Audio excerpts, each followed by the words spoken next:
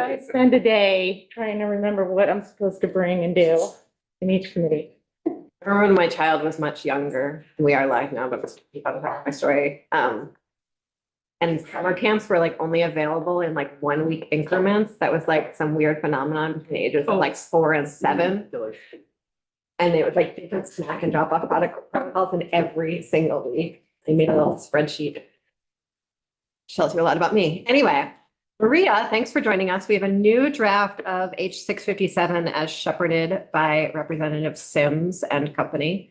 And so would love you to take us through that. And then we have really incredible stack of witnesses to hear from on their thoughts on the new draft. Great, happy to do that. Maria Royal with Legislative Council. Yeah, so I provided kind of a list of the changes just to give a big picture overview of what's in here. So I'll just go through that really quickly, and then we'll go through each of the sections at whatever level you feel is most appropriate. But you'll recall the original draft, the bills introduced had the cloud tax exemption, or the repeal of the cloud tax exemption. This is the same thing, but just a different way of doing it. So in the original draft, you came up with a new definition for remote access to pre-written software and then applied it in the sales tax and the use tax. Under this proposal, you're basically just changing the existing definition of tangible property to include pre-written remotely accessed. And then it would automatically apply as that term is used under the sales tax and the use tax. So that's all, same concept. So instead of having several pages, you only have a couple pages, or one really. And that's sections 1 and 2.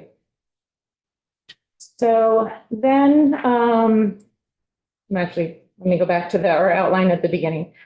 The telephone personal property tax, the original bill, we talked about expanding that tax to include all communications property. Under the current proposal, you actually repeal the telephone personal property tax, and instead treat communications property like real property, similar to how electric company poles and wires are treated. And so we'll go through that in greater detail. And then what's not in here, there was a proposal to have a statutory 1% capital payment automatically to the AMO, to the Access Media Organizations, the PEG channels. That's no longer in this draft and the proposal. Then, with respect to the state right-of-way, this is the fee that's collected by the Agency of Transportation for the use of the right-of-way. So the installation of poles and wires or wireless facilities in the right-of-way. You had that in the original draft. This draft just seeks to add some greater specificity on what is a reasonable charge for purposes of communication property. And then finally, what's been added here is a House Bill 575, which you have not reviewed, I don't think at all in this committee, which creates a community media public benefit fund. And it's financed by pole attachment charge, which we'll talk about. And that money is used to support the AMOs, the PEG channels. So that's a broad overview of what's in here. And I think I pretty much already went over the cloud tax provisions. So we'll just get right to the Universal Service Fund. That's an overview of what the changes were. So the Universal Service Fund, don't believe there are any changes here from the bills introduced. So this is where you change the contribution factor from a percentage of your telephone bill, which what it is now, 2.4%, to a per line flat fee. And the proposal here, again, this is just refreshing your memory, is 70 cents for each retail access line in service. And this reflects some of the language that you looked at last year in terms of defining the number of access lines. Let just looking on line 17, the number of access lines subject to this 70-cent monthly fee. The number that a provider provides to a customer shall be deemed equal to the number of inbound or outbound two-way communications by any technology that the customer can maintain at the same time as provisioned by the provider's service.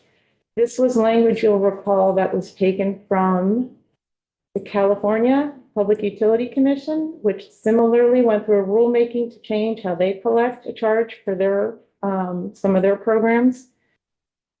So that's where that language comes from, just to provide a little greater context. And actually, I can send to Sorsha a link to that rulemaking because it does give a lot of explanation of how they arrived at some of these things. So that might be helpful. That'd be great. Thank you. I think we have a comment.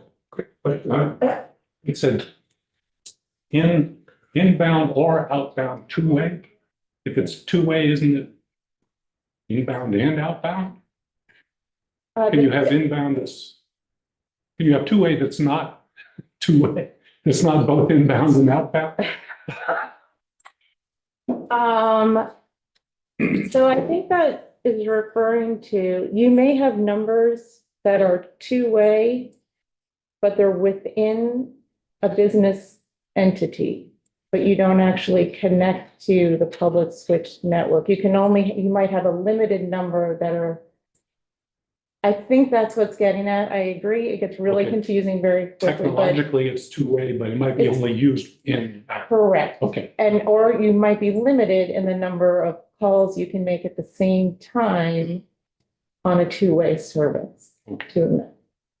thank you. I won't say it's 100% clear for me either. And that's part of why I went back and looked at the California PUC decision to try to remember some of what went into the specific definitions. Representatives? Yeah, and I would just flag here around the per line charge, the kind of JFO estimates on revenue needs for the current recipients of the Universal Service Fund have been kind of fluctuating as we've gotten more updated information, especially around 988. And so just flagging that 70 cents might be something that we need to adjust up a little bit to fully cover the needs of the recipients of those funds, but maybe we'll continue to hear more from JFO as this bill continues to iterate. And we're not gonna ask for updated fiscal notes at each draft because that's not necessary. So I would say that likely the draft after this will get a fiscal note. So access line, again, this is taken from the California rulemaking. How much do you want to go into detail on that? Like no changes here. So I know we've reviewed it. So are you Let's comfortable? breeze through for Fine. refreshing because it's been a little bit. Okay. So no changes here. So again, these are the telephone numbers that you have that you can call, the 10-digit numbers, right? Different than like a Zoom call or video conferencing calls. These are associated with a specific telephone number and allows you to call other 10-digit telephone numbers. So that's to, further clarify what an access line is. The definition of interconnected VoIP service. This is modeled primarily after the FCC definition of interconnected VoIP. It applies to both fixed and nomadic VoIP service. I'm only kind of pausing a little bit here because another option might be to just specifically cross-reference the FCC's definition. Sometimes that's helpful if definitions change. But anyway, I'm flagging that. But otherwise, I think it's okay. And just a refresher, this charge would not apply to Vermont Lifeline subscribers. So this is the Vermont specific subsidy for lower income households. And again, memory refresher, just like under the existing surcharge, about 17% of the revenue raised would go to the Vermont Community Broadband Board.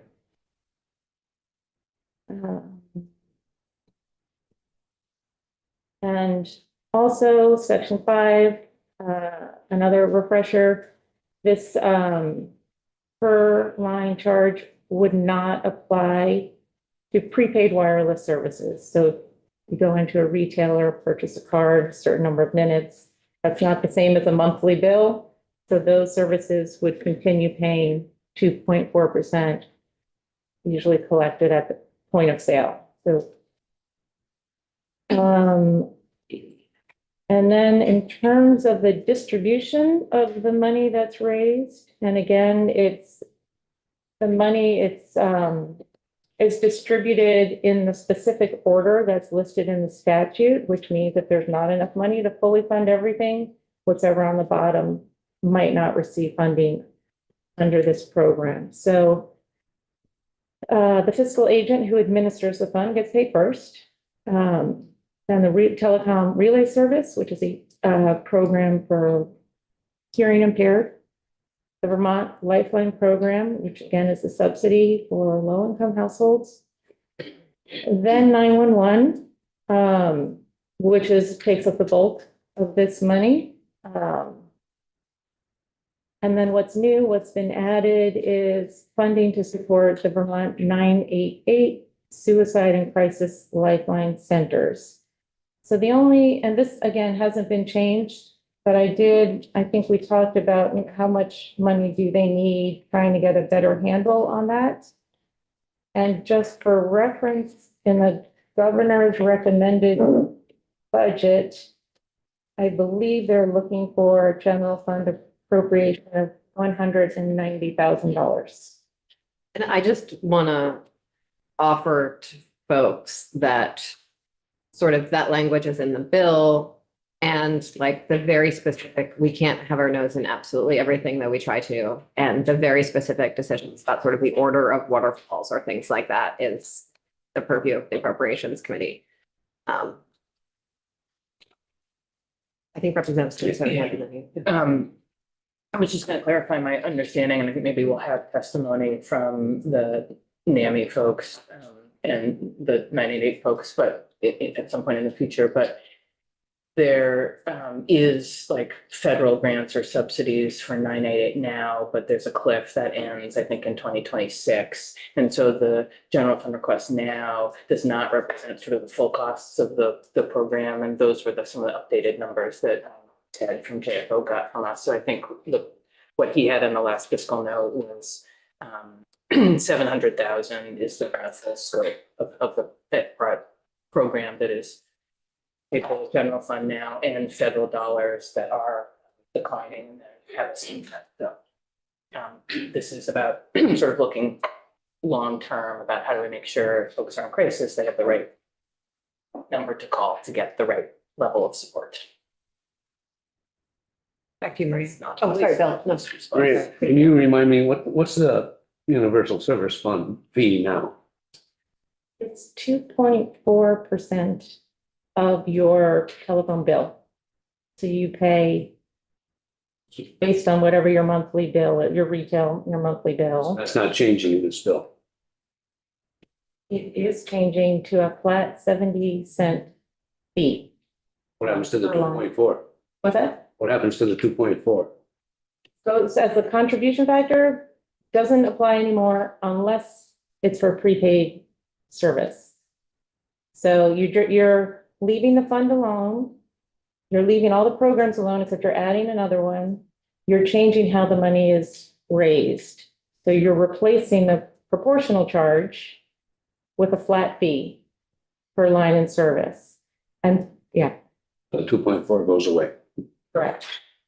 And part of the reasoning behind that was a flat fee, more predictable and sustainable, because the revenues on the telephone portion of your bill are declining, have gone down substantially. So you're paying the same percent, but of a much smaller Base. base.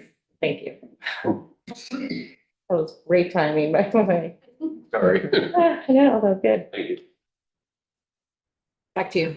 So now we're going to get into the property taxation. And as I mentioned, there's a repeal of the existing telephone personal property tax. So the first three sections, 8, 9, 10, are basically the repeal of the statute, and then some conforming changes in other statutes that reference the now repealed. So the new tax provisions begin section 11. So the proposal here, as you can see, just on the first line, there, line 2, all communications property shall be set in the grand list as real estate. So not personal property, but as real estate. And part of the thinking behind the proposal was to model that the taxation of communications property on how electric company property is currently taxed. So there's some similarity there. So it very closely follows the language that applies to electric company poles and wires, et cetera. In fact, that's exactly how it reads. Putting that property in the grand list as real estate. There is the definition of communications property, which is very similar to the definition that you had before, your new definition that would have been in the telephone personal property tax, with a couple of exceptions. One, it specifies that it's tangible personal property. And this is consistent with how business personal property in Vermont is typically described, how it's defined, actually. And you'll remember that in the bills introduced, you also wanted to have a separate category of intangible property. That's not in here. However, my understanding is, so in terms of the rate, what the valuation is, it's at fair market value. And when they do the valuations of a specific piece of property, they look at some of the intangibles, what the value might be based on. If it's a pole, will it generate revenue based on leases? So some of that and tax can talk more specifically about how they arrive at fair market value, but some of those intangibles related to the infrastructure will come up in the valuation process. So that's something that, you can look at in greater detail, but that's my understanding. So this is something tangential. It's not necessarily a question for Maria, but like as PBR is looking at not the non-homestead definition, we might need to flag, assuming this is something that moves forward, we might need to flag this for them as well.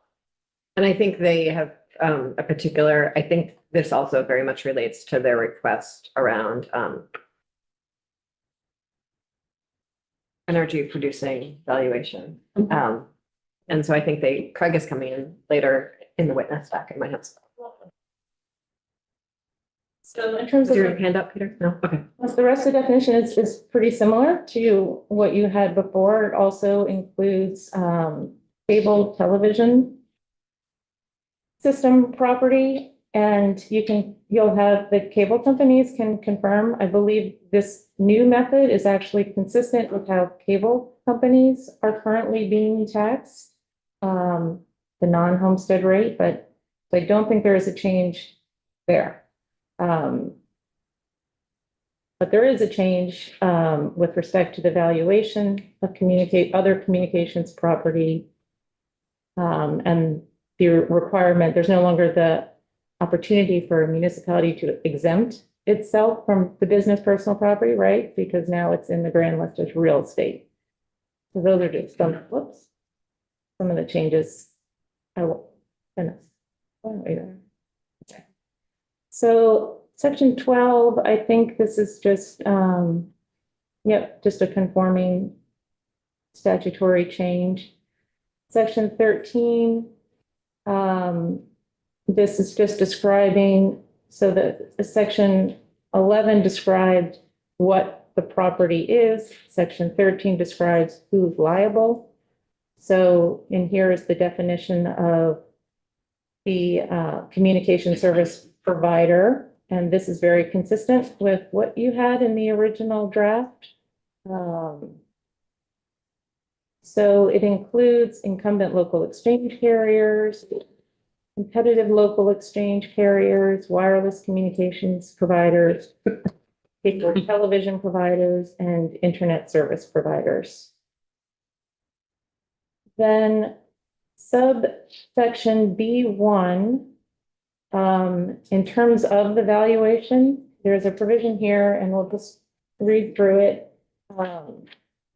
This is meant to kind of facilitate assessors in evaluation and getting the information, both at the local and the state level. So, and this is similar to a provision that's specific to electric utilities as well. So on or before May 1st of each year, the Division of Property Valuation and Review of the Department of Taxes shall provide the listers in each municipality with the valuation of all taxable communications property of any communications service provider situated therein, as reported by such provider to the division. So then in terms of that reporting, on or before March 31st of each year, each provider shall submit to the division a sworn inventory of all of its taxable communications property in a form that identifies the valuation of its property in each municipality. And then it gives the division to prescribe the form of the inventory, as well as identify the officer or officers who shall submit the sworn inventory.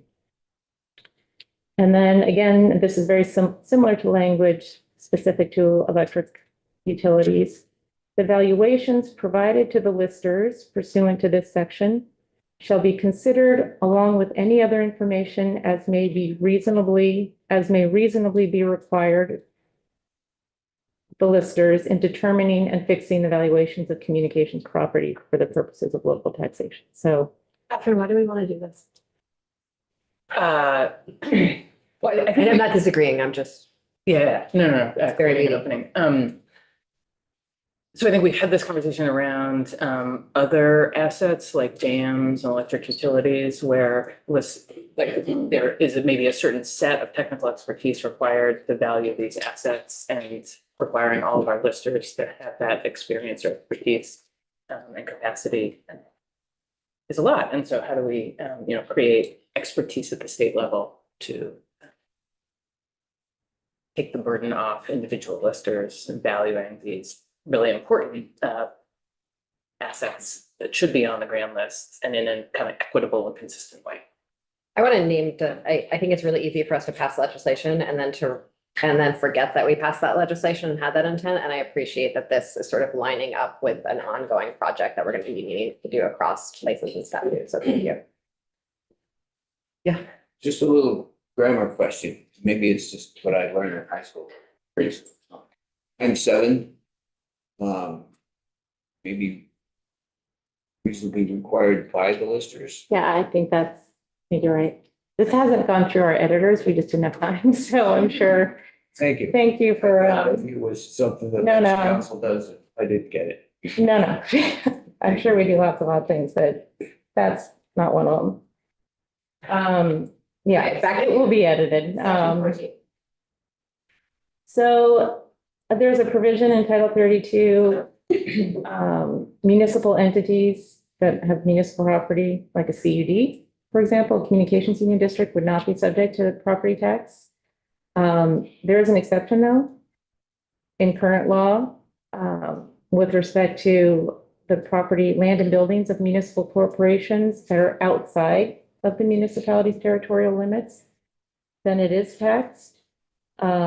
Typically, you'll see under current law, starting on line 1, electric utility poles, lines, and pole fixtures owned by a municipal utility lying beyond its boundaries shall be taxed at appraisal value, which is essentially fair market value. And so again, just modeling that language with respect to communications property. So then we move on to the Agency of Transportation. The charge that they're authorized to collect from entities that want to use or access the state right of way. So we reviewed this language a little bit before. This is a law that was enacted in 1997. Then in 2007, subsection B was added specific to broadband and wireless facilities. And so under current law, and we'll just review the changes here. You'll see it's stricken language beginning on line 7. But the agency is authorized to waive the fee that's required here. If it determines with the Department of Public Service that the state is receiving some comparable value in terms of the build out and deployment of these services. The waiver is good for 5 years. It can be extended. If it is extended, then the agency is supposed to provide affirmative written findings demonstrating that the state is in fact receiving the benefit and what that benefit is. As you know, the agency is now collecting these fees, and the auditor has looked at this and, done a little bit of a review as well. And I think you looked at that information. So the proposal here is to remove that discretion to waive the fee and specify that this is an annual assessment. It's on communication service providers under the definition we just reviewed in the tax section for communications property in the right of way. And there was a question raised about, and I think it's a good one, it probably shouldn't say just for the installation, because it's not just for when you install it, for the maintenance and the general use of for the life of the property. So maybe just a technical correction there. But what's new, again, in terms of what constitutes a reasonable charge under this section, you'll see a fee schedule, $270 for each wireless communications facility. And that number actually came up years ago. The FCC, the Federal Communications Commission, when looking at state and local right-of-way fees, in response to concern that some localities, municipalities, and states were charging what were considered exorbitant fees that were really inhibiting the ability of providers to roll out their services, particularly 5G small cell facilities. So they opened up an order, or they opened up a proceeding to examine these fees and impose limitations and clarify what the standards are. In that order, the FCC determined that $270 for each wireless attachment to a utility pole was a presumptively reasonable fee. So you can go above it. It has to be linked to the actual administrative and maintenance cost. There has to be an approximation of what's a reasonable cost, but that is considered a presumptively reasonable fee. So that seemed like a good place to start, and you can take additional testimony.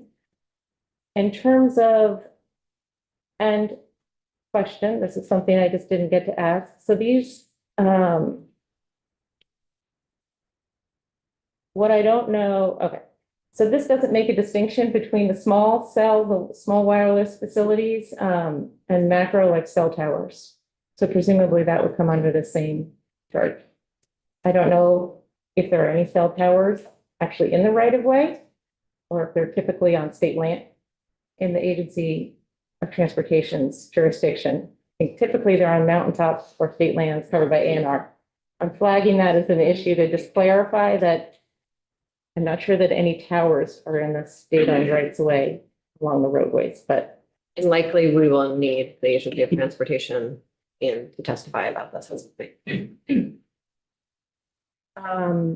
So in terms of per line, and I noticed, and just when I was going through the ANR fees on state land, you might want to specify that it's, it's a per foot fee, maybe just a per linear foot fee.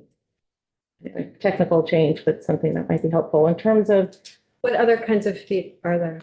well, a square foot. It's Okay, thank you. That makes Yeah. sense. Great, thank you. I just noticed it in their language and thought, okay, if there's any confusion.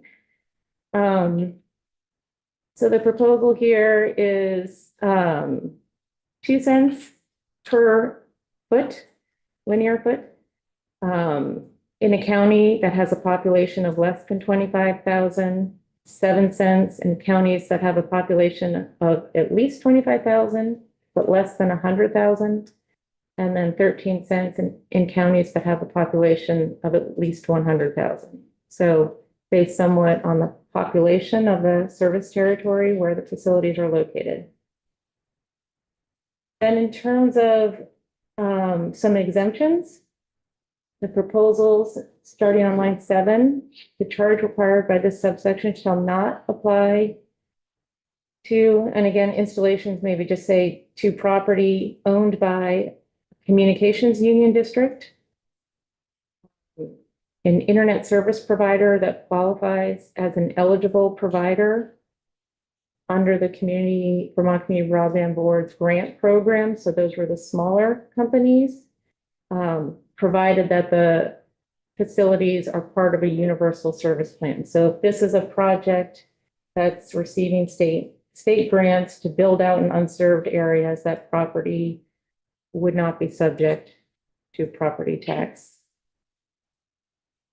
And just because I've gotten this question from other folks, would that exempt the internet service provider for just the portion of the network that they were building that qualifies as a part of that universal service plan? Or would it be like all installations of that internet service provider if they were So, doing? yep, that's a great question. So I think the intent, and if it's not clear, it should be clear, but I think the intent is if the lease or license for access to or use of the rights of way is part of the universal service plan. So if they have a statewide lease, then you're right, that might be a little bit, but I think it's intended to be in areas that are covered by that universal service plan, not for any other outside, but that's a policy choice too. But Yeah, and probably should be clarified. I think the intent here is like, if ABC CUD contracts with XYZ private company, and that company has like a whole bunch of networks, but I think the intent is we'd just be exempt for that portion of the network that you're building for the CUD, not the entire That is the incumbent intent. provider. So Yep. maybe that's something. to just- Okay. Yep. So And are there any sort of federal provisions that might keep us from sort of exempting one provider over another? Or does the public good outweigh that? yeah, so there are, in terms of the federal standard, for fees, there are general standards. Fee can't be discriminatory. It's supposed to be competitively neutral. Typically, competitive neutrality is applied in terms of technologies, or specific providers that compete with one another. So by technologies, wired or wireless. That's why often when you design, when the federal government and when the state designs programs, they specify minimum speeds that must be met, but not technologies. So if a wireless provider can provide service at a speed, it's eligible. So trying to stay away from interfering into the market in terms of technology providers or providers that compete with one another. However, typically, there's no prohibition to exempt providers or public entities from paying fees. That's a policy decision. For example, you don't apply property tax to broadband facilities owned by electric companies that are leased to CUDs. So you've made We've already those, done that. you've done that. And, you know, I think the reason why you're not really giving someone a competitive advantage. It's a business decision. If you want to form as a nonprofit and take advantage of tax laws, I mean, nonprofits don't pay income tax. You're not, it reflects a business decision. The law itself isn't picking winners or losers. And I think it's reflecting that they're building out in areas where there is no competition there. In fact, there isn't any service, right? So it'd be odd to say this isn't competitively fair when there's no competition. So you're giving, and you're giving grants. Yep. That's not competitive, like, there Okay, should thank be, you. right, sorry, going on. No, I really appreciate it. Yeah, okay. So then you'll also notice, and this is new, there's a specific exemption for cable television service providers.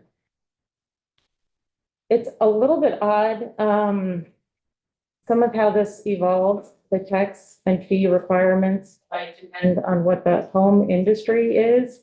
So if you're a cable television company that also provides now broadband, voice, your tax treatment, your fee treatment might be based on the fact that you started as a cable television company. And the reason why I mention that is cable television companies now pay a 5% franchise fee on their cable television revenue. Right? That fee is basically considered a right-of-way fee. So they're already paying to use the right-of-way. In Vermont, all of that money goes to PEG access channels. It gets a little bit tricky because, and this is part of why the AMOs have come before you. Cable television revenue is going down. Many people are opting not to have their cable programming. However, the same company is also providing broadband access. And a lot of customers are opting to use streaming services and so on to get their content. It presents a little bit of a problem. So the revenue that's being taxed for the right-of-way is going down. Under old FCC rules, you're not allowed to tax the broadband revenue, or it's not clear for right-of-way. I'm flagging that issue because I actually think that's going to change because of this very reason, because the cable television revenue is going down, but they're still making revenue. Right? So it's, anyway. They're paying for the right-of-way, whether that's the amount that they're paying reflects the value that they have. It's going to be an ongoing issue. And that's going to come up nationally because it's right. And yeah, I mean, it could come up here, but it's something to flag.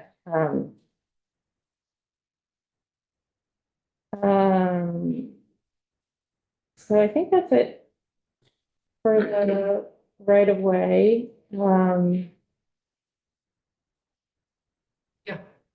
Could I just add a little more additional overall context? So this bill is like a bunch of different pieces, right? And they're like all kind of standalone pieces that have their own tweaks and rationales, all under the bucket of telecom modernization. Like, again, our intent here was to like step back and say, we haven't really thought about telecommunications since 1947, and we're trying to get to a more competitively neutral place and fix some things that have been on the books but haven't been utilized or no longer feel relevant. And so it's a bill that has like a lot of separate distinct pieces, but it's all under this one theme of like, let's look at them all and try to modernize. Sorry that creates a lot of different wonky buckets that It's better than two separate wonky bills. So thanks for that. And so as we go into section 16, speaking of wonky buckets, there was a lot of curiosity about sort of how this bill connected with a bill that was sitting on the wall in energy and technology.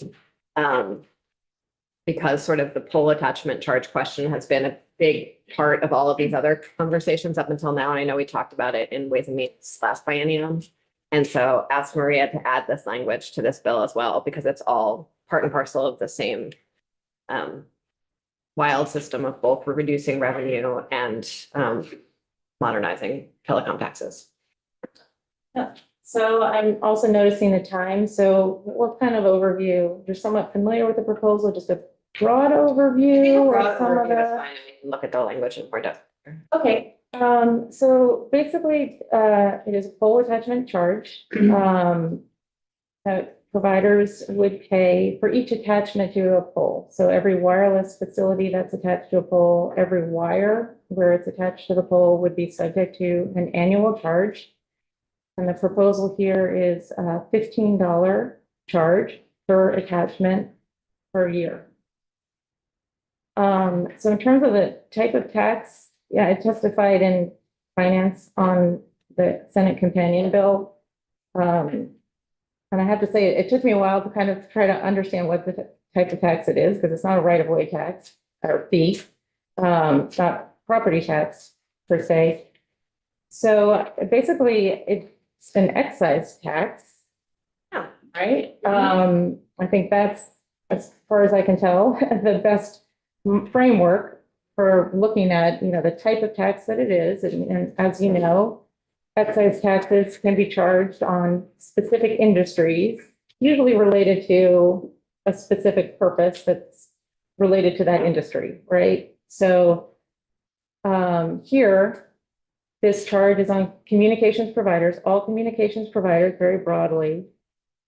And part of the rationale is that all of these networks, whether it's through streaming, YouTube, cable company channels, they provide access to the PEG channels or the access media organizations. A lot of those programs now are available on YouTube, right? So you no longer have to go to a specific cable company channel. You can get, so the idea is those channels are available through all of these technologies.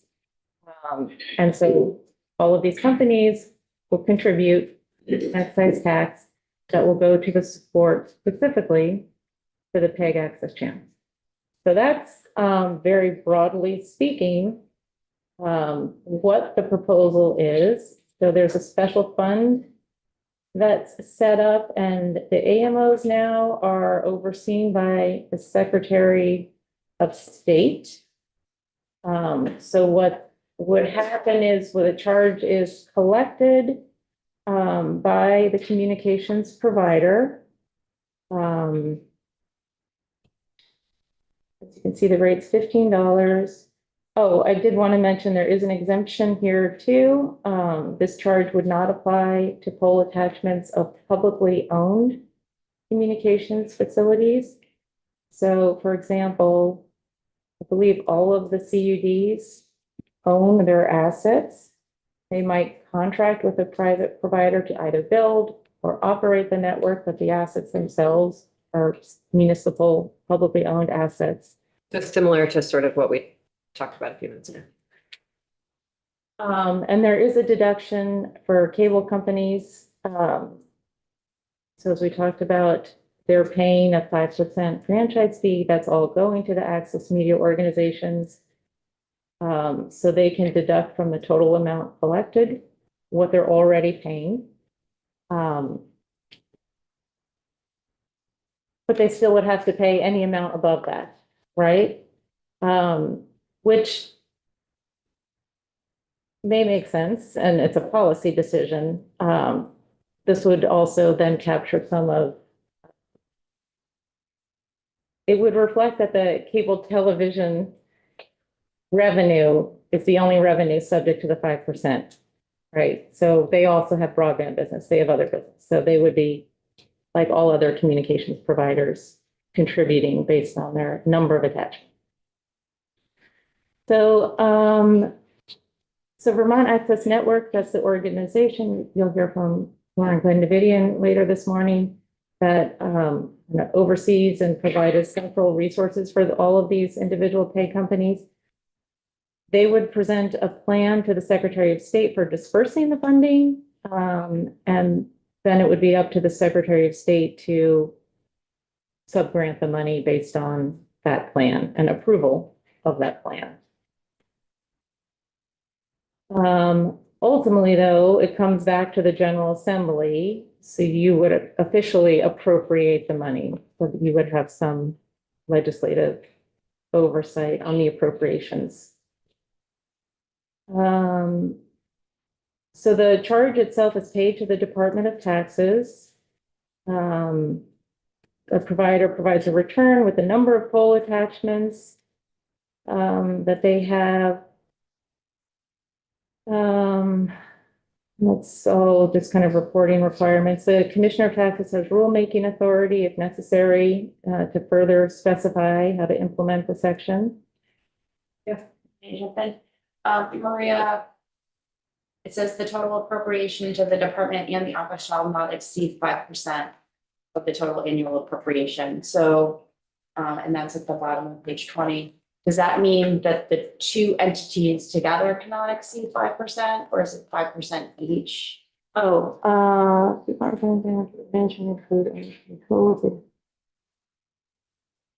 think it's together. I think that's how it's meant. So they would have to divvy up the 5%. They would just have to arm wrestle. Yeah, their portion. Exactly. Okay. We have just some questions about the poll charge. Why not a different poll charge by county population? I mean, that's how they did it with the other fee, just I thought to protect the rural, so that these providers actually, it's worth their while to go out. So was there any conversation in environment and energy about like, Yeah. I don't recall that coming up. But okay. And then my second question is, I guess is maybe what the definition of what a pole attachment is. I mean, some areas of state, especially urban areas, they're, as much underground as possible. Do those areas like get a pass on this because they have underground? that's a really good Attachments. question. That's a great question, actually. So I know there were some conversations about instead of attachment, at least for wires, maybe doing a linear foot, somehow basing it on Yeah, whatever length. the same metric that we use for the other thing, yeah. But I think that's your point's well taken. All right. Representative Messon, and then we're gonna, Yeah, thanks. In terms of pole attachments, the CUD is trying to figure out their budgeting and costs and their interaction with state entities for grants and sort of stuff like that. Pole attachments, having one understanding that applies to all CUDs is a lot more helpful than it's problematic, potentially problematic if it's different from area to area. It's just very straightforward, and I think it's preferred. That's my 10 cents. I'll never push back against simplicity. I'm just worried about that situation where in rural Vermont, when somebody looks at the number of payers versus the cost, if they just say, we're not gonna go there anymore. I think that's why it's scaled in the other one, yeah. And just for context, or do you know whether Energy and Environment has looked, did they take any testimony on this bill? I mean, this is. Oh, they have not. Yeah, so. No, I thought, I was thinking of prior iterations, actually. Yeah. I went further back. Yeah, Yeah, so so- I think what has happened here is Yeah. this is a bill that had been introduced, has been added here, it has not been discussed or voted out of energy and technology, so there hasn't really been that robust discussion. But we may have it coming shortly. And actually, awkwardly enough, sort of, we're working on this bill and they're gonna, once we get to a point where we feel like we're close to something on it, Energy and Technology is going to take a look at it. They won't, it's not clear if they'll have possession or not, but I think they will definitely take a look at it. So just to be clear, this would be in addition to all attaching entities pay a fee to the utility pole owner, right? So that process goes on. That's not money that comes to the state. It goes to the pole owner. And that's heavily regulated by the PUC in terms of what that process is and the formula for how much can be charged. So all of those rental agreements are in place. And this would be in addition to that, just to be clear. Has there ever been a conversation about, so if the fee is paid to the pole owner, has there ever been a conversation about a tax on the fee. Oh, doing it that way, extra tax? I'm not aware of that, but that could be a possibility. It's just like a very random thought that I just had for the first time, so please excuse. No, my direction. but actually- Mostly, no. That's a good, and I don't know enough about it. It could be helpful because you have you know what the rental agreement is, there's already a contract, there's an amount, and so administratively, I don't know. Representative, and you're done with you've taken us through the bill at this point, yeah? Yep. Okay. Representative Brannigan, and then we're gonna hear from a nice slew of witnesses. Look forward to that. Me too. Maria, going back to the appropriation, sub small b, it's line 16 on page 20. So the General Assembly appropriates annually from the. What happens here? I don't understand that Department of Taxes and Office of the Secretary of State. And then the last line, total appropriation is limited to 5%. Why is it limited to that? It's for their administrative costs, the department and the secretary, so they can't have more than 5% of the total revenue generated. Okay, that's a government, a part of government then, it's limited to 5%. Oh, I like that. And the first line, annual appropriation, is that happening in the big bill? Or is that Probably. ours?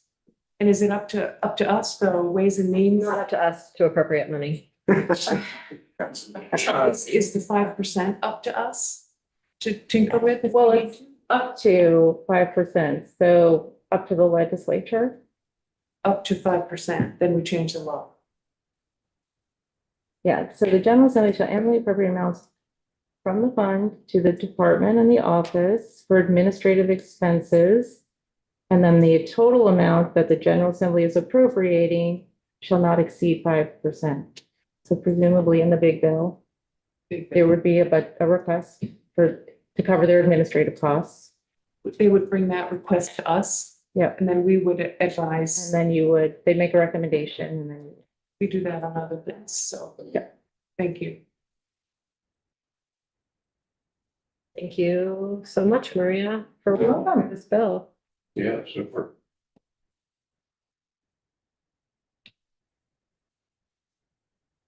Mr. Thompson here.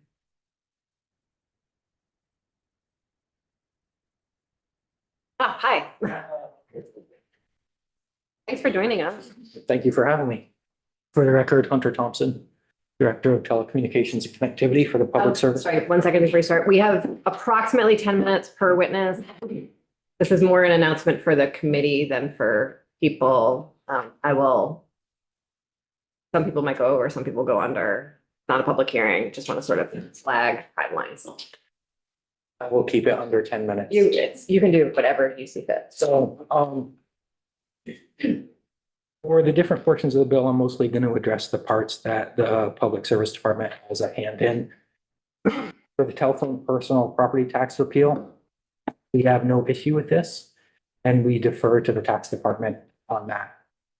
For the state right-of-way for communication providers on page 12, I wrote this memo last year, and the Public Service Department thinks broadband providers should be exempted as an incentive to encourage fiber deployment and competition among providers. In recent years, the department has maintained that the term comparable value to the state is broadly interpreted as applying to the goal of furthering universal broadband and wireless in Vermont. Vermont continues to struggle with a lack of access to high-speed broadband and mobile cellular services in many rural areas. The department's position has always been that charging providers for the use of the right-of-way would result in an additional barrier to the deployment of expanded broadband networks into these rural areas. Excuse me. As quoted in a report by Kingston Cole and Associates for the Vermont Agency of Transportation, construction costs for fiber optic and other utility networks are 3 to 4 times the national average for rural Vermont. That was pre-COVID. Those numbers are even larger now after COVID when the cost of construction has gone up. The increased costs would most likely be directly passed on to consumers who already lack a competitive choice in service providers. In addition to the costs likely being passed on to consumers, the separation of the proportions of service being used for broadband by the providers adds additional complexity to any potential billing model. It remains the department's position that the broadest possible waiver to these fees is in the public's best interest. Those were the right of way fees. Yes, that was the right of way fees. For the community, Can I, just like for the record, I think if we are going to, we need to either do the right of way fees or not do the right of way fees, but having this like vague language in statute is. I don't disagree. Okay, back to you. Thank you. For the community media public benefit fund for the pole attachment charge. We didn't support this when it was part of S 181, and we still don't support this. The current pole attachment charge is about $19. Adding 15 would be an 80% increase. We recognize the role that PEG TV plays and appreciate the service they provide the public. We just do not think this is the appropriate mechanism to fund it. When this was testified by the industry as 181, they testified that they thought it violated federal law and some FCC statute with the CTIA, and NECTA brought those issues up, and we think those will continue to be issues now that it is in 657 instead of 81. And just because I'm not a completely negative person, the Public Service Department heartily supports the change of the USF charging model and the addition of funding 988 out of that program. To answer the question about access lines, it largely talks about call centers. So you might have a call center with 300 people with telephones, and only maybe 100 of those can make a call at a time. Not everyone's going to have a home. That would be an access line. In general, the change to the USF funding model is a modernization of a fee that has not kept up with technology and changes in the telecommunications industry. One of the current issues with the funding model is that the 2.4% is for the telecom portion of the bill. Most cellular companies apply a relatively small portion of the bill to telephone service. For instance, I pay about $70 for my postpaid cell phone every month. When looking at my bill, I pay 18 cents into the Vermont Universal Service Fund, which means that my providers decide about $8 of my telephone bill a month is a voice charge. This change will even that out and apply this evenly. Over the past 13 or so years, Vermont and much of the country has seen a decline in landline service and an increase in cell phone adoption. In Vermont, we've seen about 200,000 landlines go away and about 200,000 cell phone lines be brought up, 70-cent increase. We'll increase those cell phone contributions in a more equitable manner. This brings up the ever-present equity and affordability issues. One of the things that we like about this change is that it splits the contribution method between prepaid and postpaid. It proposes to leave the prepaid contribution at 2.4% while increasing the postpaid to 70 cents per line. It still holds true that prepaid plans are more commonly used by low-income households and individuals with no or poor credit history. This distinction in charging rates reduces the impact that it will have on those populations. One of the changes we would request to this is that rather than going into effect on January 1st, it goes into effect at the start of the fiscal year, which would be July 2025. This is because different companies pay at different intervals. Some pay monthly, some pay quarterly, some pay every 6 months.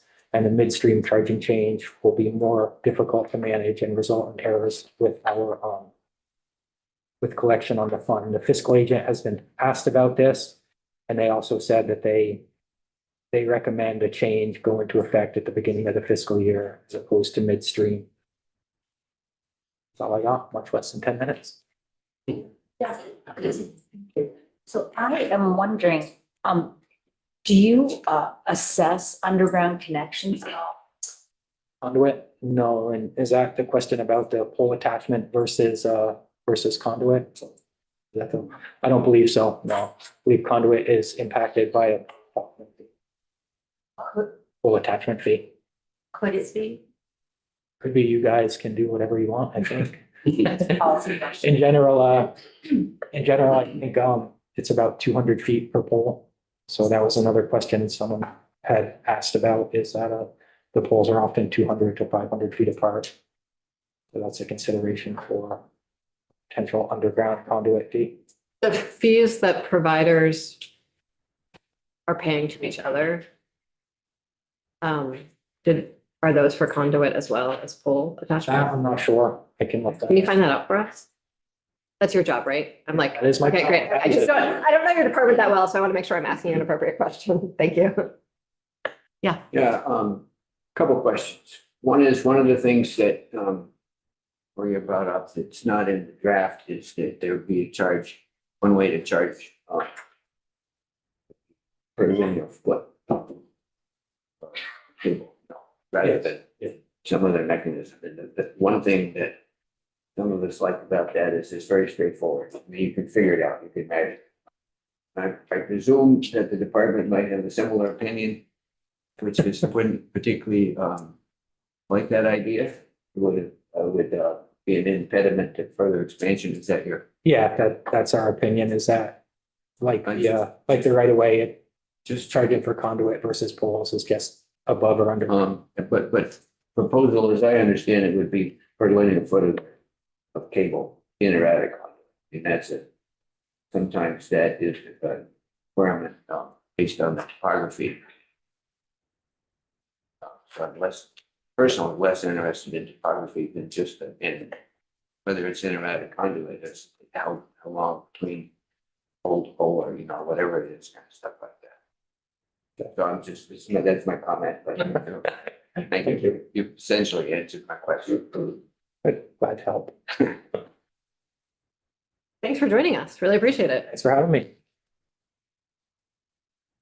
Lauren Glenn, I believe you're next. Thank you for joining us.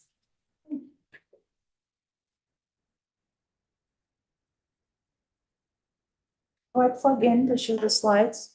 Oh, we do that via a Zoom link sharing rather than a plugging in.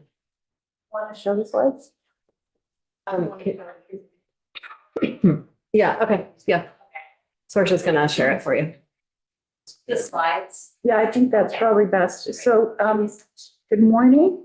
Morning. Nice to see everyone. Thank you for the opportunity to testify on version 1.2 of H657, into which you've incorporated H575/S181. We appreciate the opportunity to start to discuss this bill and the House side. So Did thank you you. introduce yourself? I'm sorry. Lauren Glendivinian. Thank you.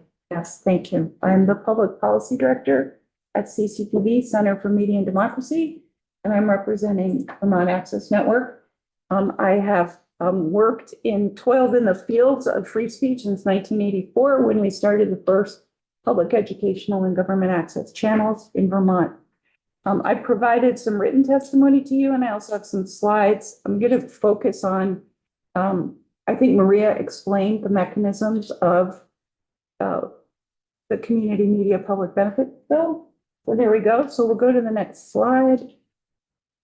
Thank you very much. That's the thank you very much slide. Okay. Community media benefits Vermont. So today there are 24 community media centers that build community and promote democracy.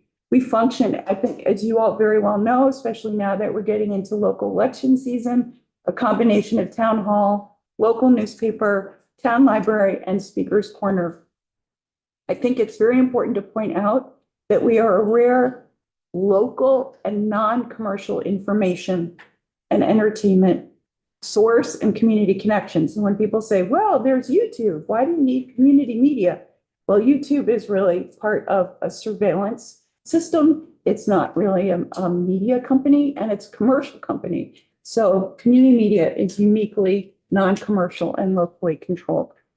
We have had 40 years of regulatory support from the state of Vermont, starting in 1984. And I think, as I mentioned in my testimony to you a couple of weeks ago, the 1984 Cable Act authorizes Vermont to oversee cable franchises and to set the terms for the 11-year contracts that cable companies operate with, including public educational and government access, including our operating funds of 5%, which is considered a quote franchise fee. It's not explicitly a franchise fee in Vermont statute. It's a quote franchise fee, and capital needs, which are set at a minimum of 0.5%.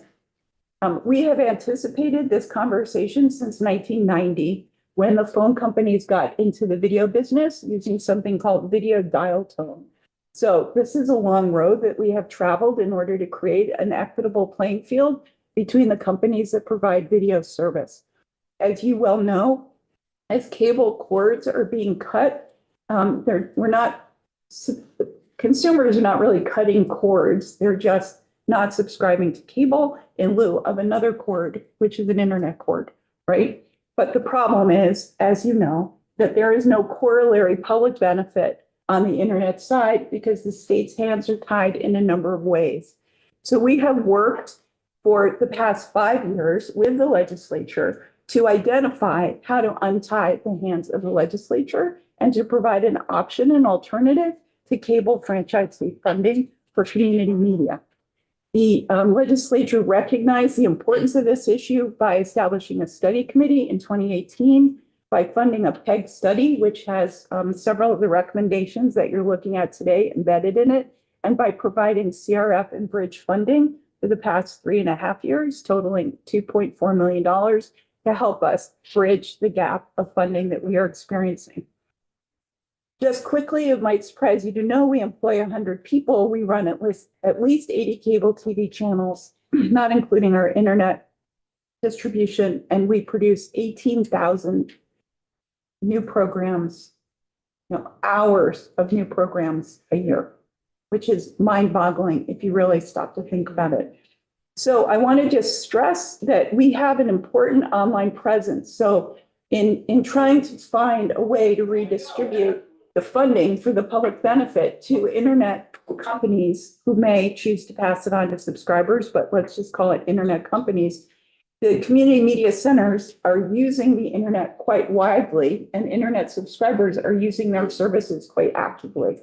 Last night I was trying to watch bad TV to change my relax a little bit, and I somehow wound up the most drawn to the Montpelier Board of Abatement hearings. Wow. Which is embarrassing. I would say probably just to say I had a moment really appreciating PEG last night. Okay. Yes. Get on to Orca. Yes. So what's really interesting about this in Burlington at Town Meeting TV, which is the regional government access TV operation in Burlington, is that since 2016, we've had a 15 times increase in our internet viewership. And you can see this big spike in 2020 during the pandemic, which points to the importance and the definition of what we do as an essential service. So it may not be that lots of people watch the Essex Select Board on any given time, but when there's a gun right, you know that 1,000 people will be watching. So we are a go-to resource in that regard. So I just want to highlight the financial picture. I'm going to hop to this next slide, US cable penetration by household. So really to put a fine point on the trend related to the desubscription of cable television. In 2011, Nielsen identified that 91% of American households were subscribed to cable, and they anticipate that by 2027, 38% of subscribers will be subscribing to cable television. Vermont represents 2% of the US population. So the trend, I mean, you know that, but the trend is evident in Vermont, and you can see it. Here, do I have another slide that says that? Well, I can just tell you because it's in the testimony. So we have seen Comcast revenue decline in Burlington between 2016 and 2019 by 19%. And Burlington Telecom, which is a smaller cable company, our revenue has declined from that company 28%. So it's a real thing. Rural Vermont is not having as steep a decline because of the broadband build out, and that cable is often attached to that internet packaging of services, but we are experiencing it quite acutely. Catherine. Yeah, or just, do you have like 4 PEG statewide numbers about the revenue loss or the gap for this fiscal year? We can collect that. There's a lot of ways to look at it, and I can speak for centers independently. So that's why I cited Burlington, so we can provide you with that information. It's just, I mean, it's really helpful if we're talking about establishing a new charge, to create a special fund, to have clarity about what the specific. Sure. financial needs are. Absolutely. Yep. Do let me know which slide you're on. Yeah, I know. No, I'm a long-term funding solution. Okay. Sorry. So a new funding stream is what we're seeking. And now I'm going to who contributes. So I think you're clear on who contributes to the fund and how the fund works, and I'm happy to answer any questions. Oh, I could keep going. Oh, other states. I just wanted to say something about other states. I'm sorry. There are 3 other states that are looking at this problem. Maine is working on requiring all video service providers with facilities in the right of way to obtain a franchise and run PEG channels. That's how they're approaching it. In New York and Massachusetts, they're going to assess a streaming, and in the case of New York, a satellite excise tax that would be split between towns, the state, and community media centers. So they're really kind of leaning towards the streaming tax approach. And that's because in New York, they don't currently collect a streaming tax. We do in Vermont.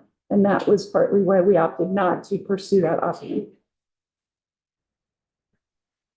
Yeah, for these, are these things that like have passed and are happening, or just conversations? Really good question. They are in the legislative process right now this year. And then, do you have estimates for, and maybe this is a better question for JFO, but the language is contemplated in 575, what the poll attachment fees would generate? We think it would generate at $15 a poll based on Green Mountain Power's report incentive finance of how many polls there are, which aligns with the PEG study of about $6.5 million. And just keep in mind that because the cable companies are not going to be asked, cable subscribers are not going to be asked to pay twice, this is going to phase in over time. So it's not going to be an immediate $6.8 million worth of money. It's going to come in as the revenue starts to decline and offset the declines the media centers are experiencing.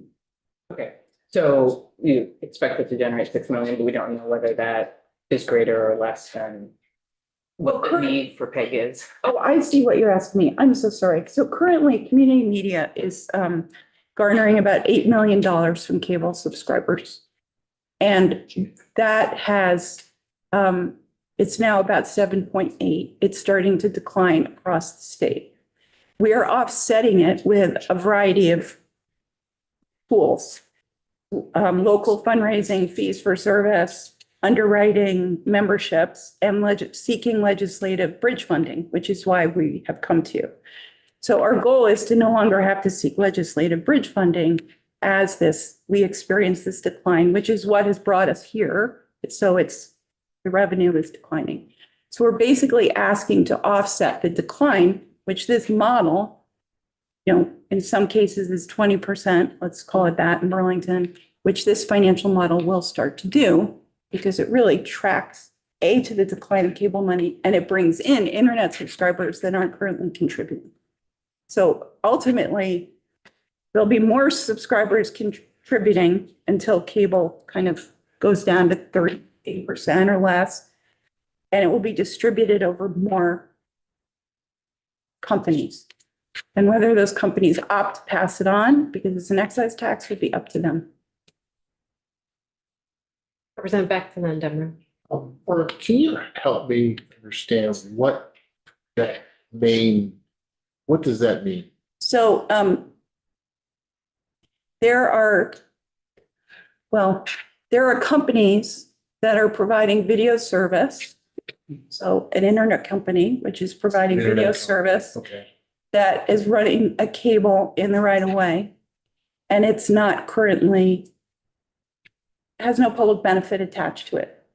So what Maine is saying is if you're a video company and you look like a video company and you walk like a video company under our category, you're going to have to get a franchise, like a cable company, which walks and talks like a quote video company under their definition. So they've defined video service in such a way that any company that's providing it and they're stringing their cables has to get a franchise. And as of getting a franchise, they have to provide PEG channels.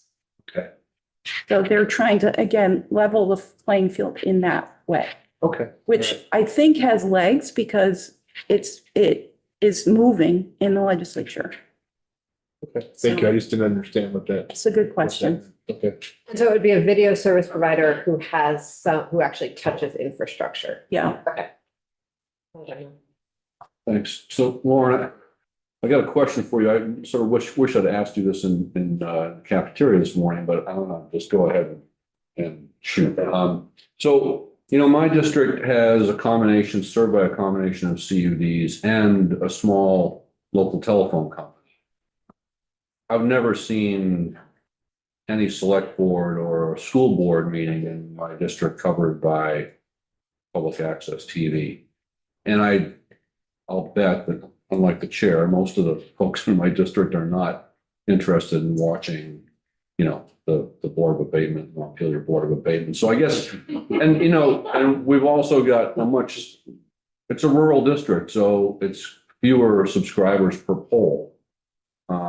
And so I guess, how would I sell this to the people in my district who are going to be paying probably more on average on their bills because of the per poll costs for something that maybe they're not really going to be able to access or maybe don't want or need? Yeah, so that's a really good question that we would unpack because there's a few strands in there. The first is that I would never assume that a community wouldn't want their meetings covered. No, I don't see that either. I just, Yeah, so first, you know, it's a new idea for some communities, and it's obviously not in a cable service territory that a community media center is covering. So we haven't really fully talked through that, how to extend coverage to to communities that don't currently have community media. But it may be that we're operating on the assumption that there are probably people in that community that are watching content online that we're providing that is of regional interest. So that's kind of the idea that we're moving on, is that there's a broader audience that can access programs because they're not just on cable TV channels. So the community media centers would need to expand their service territories beyond the cable service territories to take a community like yours into consideration. So that's a conversation we haven't fully had, but obviously is an important, just to say, in terms of service provision. And so it would be hard actually to make a case to someone that isn't accessing the service in a regular way. I wouldn't deny that. And I think you've raised a good question. And I'm going to stop talking on it because really would have to think about it some more. But I think it's a good question, but I do have confidence that the quality and the breadth of the services that we provide reach many corners of the state. And if not, we need to start to focus our attention on those corners of the state. And if you combine that with what the League of Cities and Towns, what they're discussing around open meetings and the Secretary of State is proposing perhaps a grant project in order to fund equipment so that those meetings could be covered.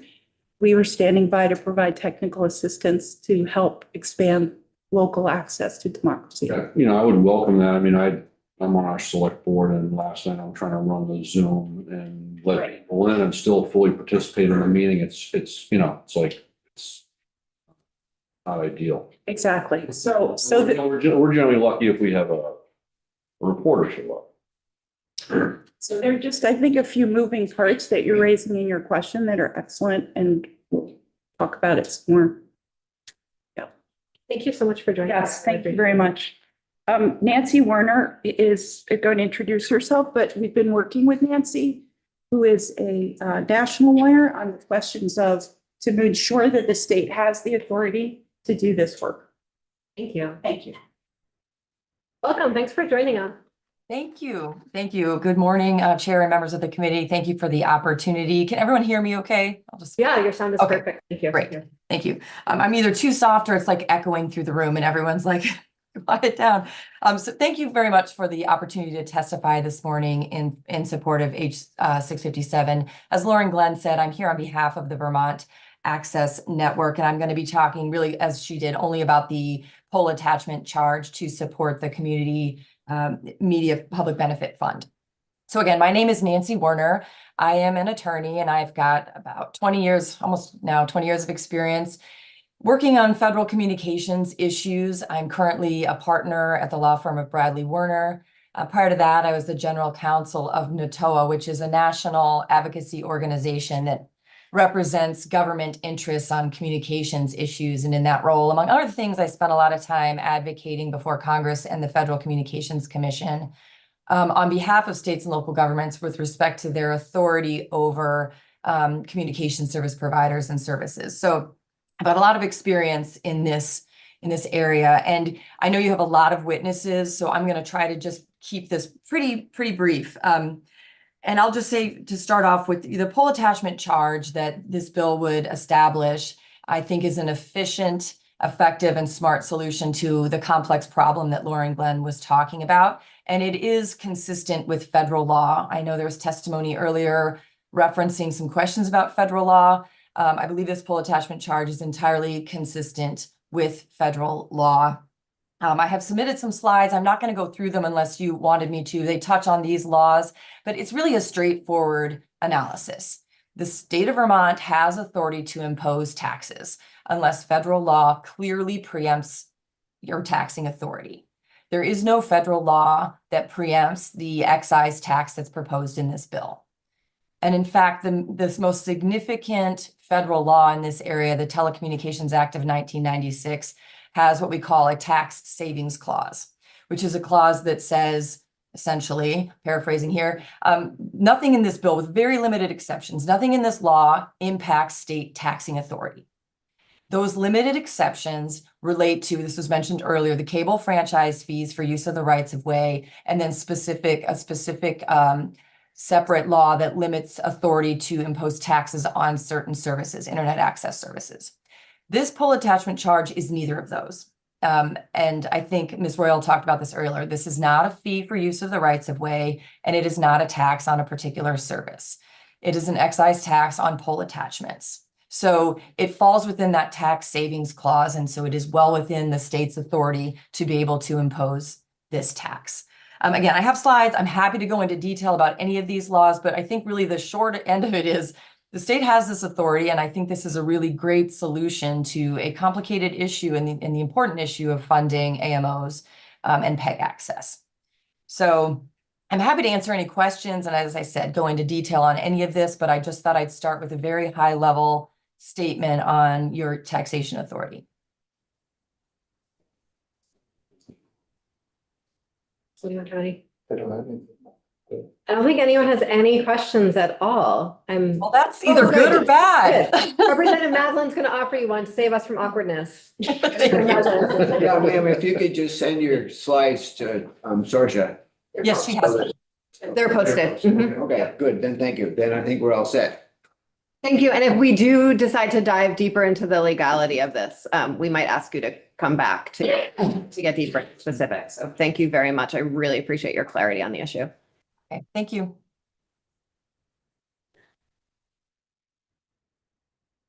Ms. Hallquist, please join us. Thank you. Good to see you.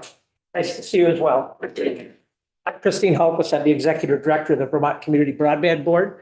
And I'll start by just talking about the fact, first of all, Vermont can be proud because we are the only state in the union that has committed to get fiber access to every address in the state.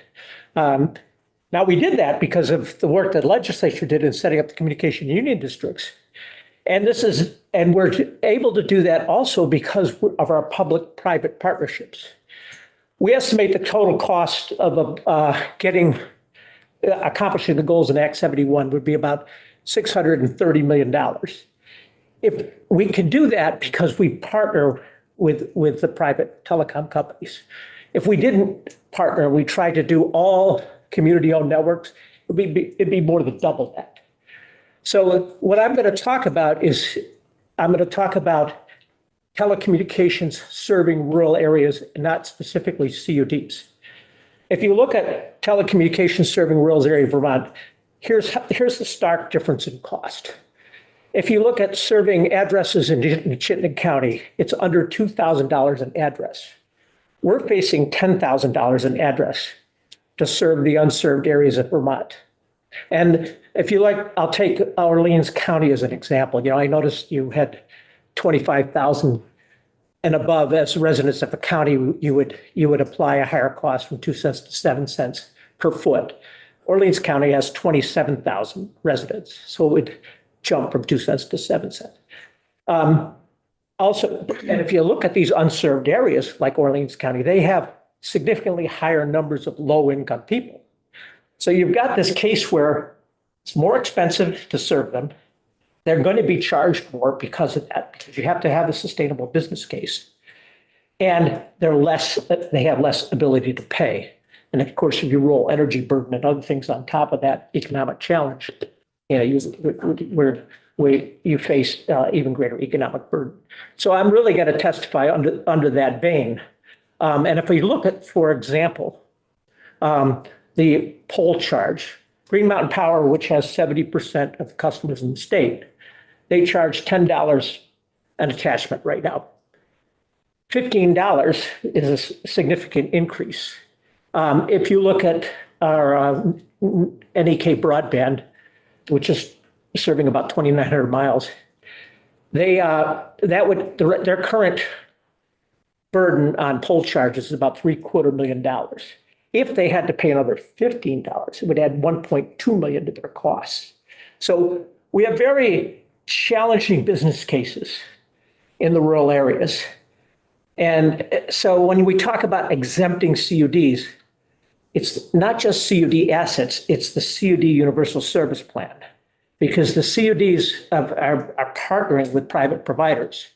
And the providers typically own their own assets. The CUDs own their own assets. And we do that because we want to make sure that in the event, part of Act 71 says, if in the event of a CUD failure, we have to be able to untwine those assets. Now, it's a highly unlikely event because the CUDs are doing a very good creative job in addressing these areas.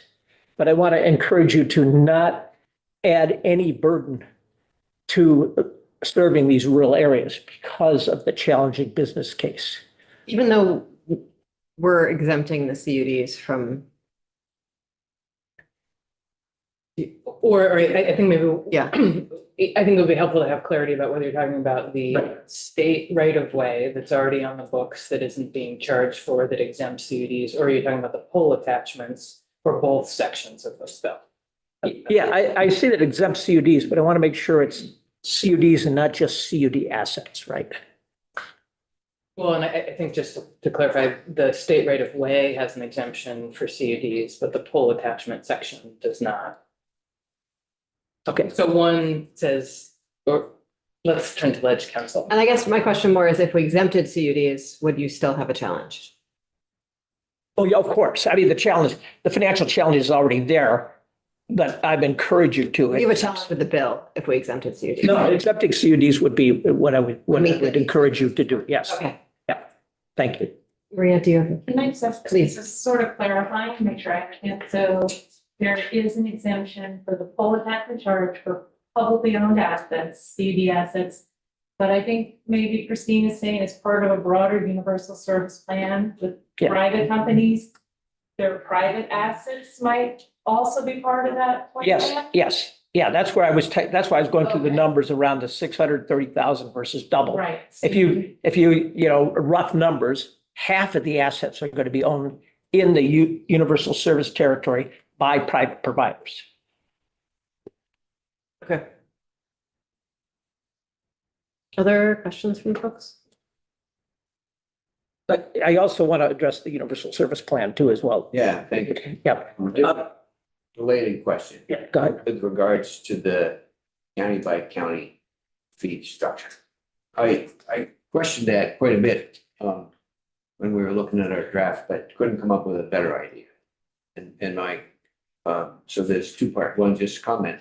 County by county seems to me to be not the best mechanism because population varies. I mean, EC Fiber, for example, spans 2 counties in So what we do, is somewhat independent of county. But, could you figure out an alternative way of assigning a fee, even if you don't like it? How else could we do it other than county by county? Well, I don't know the answer to that. I just want to make sure you understand the fragility of the business case, because adding costs to the CUDs may cause us not to be able to achieve universal service, right? Because the key is building sustainable business plans. Yeah. The ideal solution, right, for these things is to make it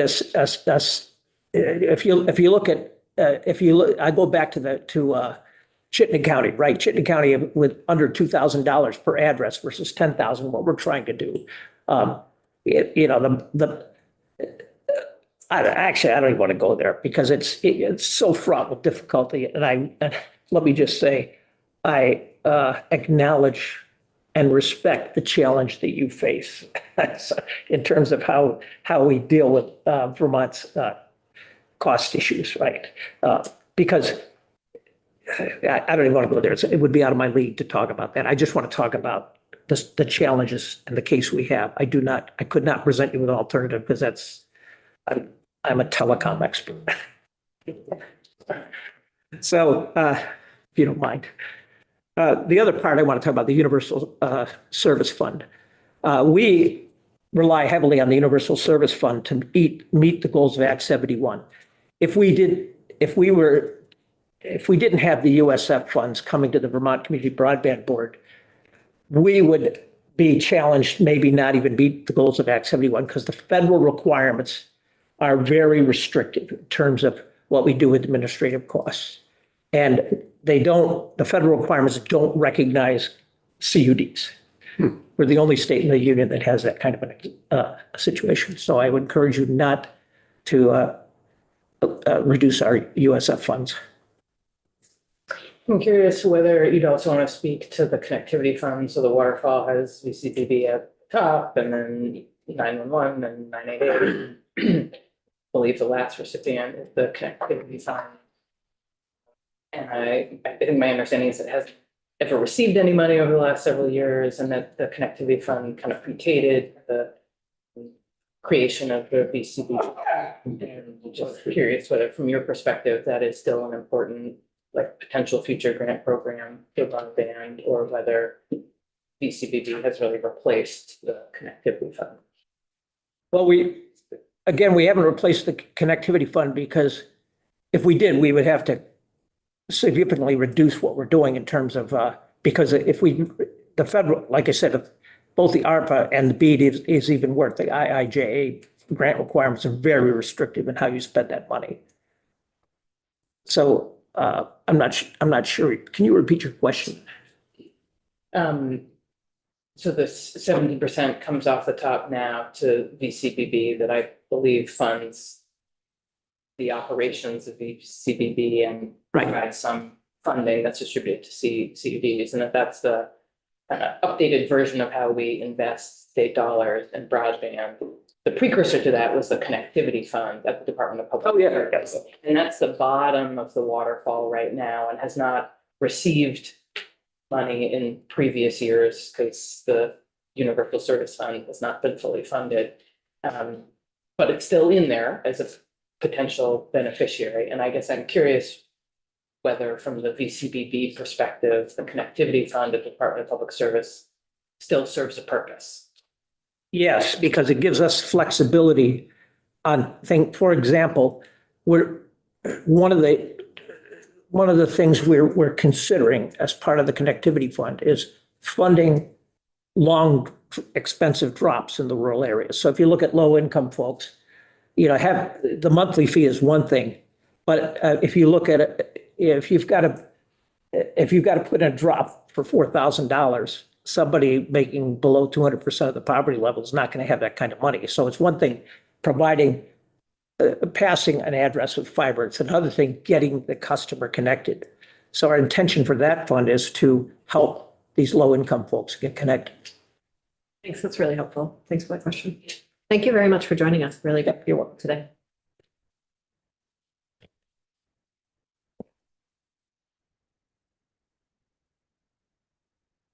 Hi, Hello. are you say your last name for me? Yes, I'm Ellie de Villiers. Villiers, thank you. I was gonna say your name to have you gather here at the table and I so thank you for joining us. I believe Sorcia is gonna share your presentation for us. She does. Thank you very much. Yes. If you could help her by telling her to go to the next slide, that would smooth our role here. Thank I you. sure will. So just to further introduce myself, I'm the Executive Director of Maple Broadband, which is 20 towns in Addison County, and the Chair and President of the Vermont CED Association, VACUDA. Next slide, please. So you folks all understand who and what the CUDs are and why we're here. So the slide is really just to reference the fact that we have 10 CUDs across the state. I believe it's 213 towns are members of the CUD. And before we go on, I should also say that we understand that many of the fees that have been discussed earlier today were currently exempted in the current draft of the bill. And we appreciate that, but number one, we don't take it for granted. And number two, as Ms. Hulkus just said, a very important part of our universal service plans is the partnerships with private companies. And so I wanted today to come and give you folks some testimony, a little bit of a higher level, talking about affordability and rural areas. A lot of what I'm going to say has literally just been said, so I won't belabor the points, repeating some of the details.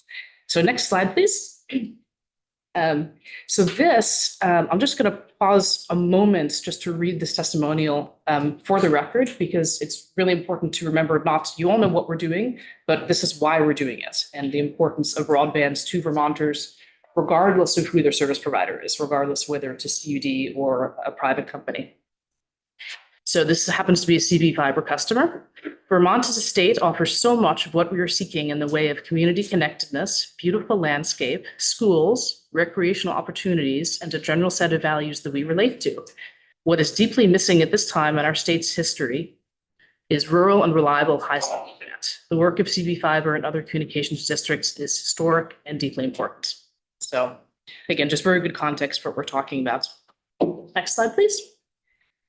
Okay, so having said all that, CUDs are here and we are, as you've just heard, we're making very good progress at tackling the problem of availability of broadband service throughout the state, but affordability is a problem and remains a problem.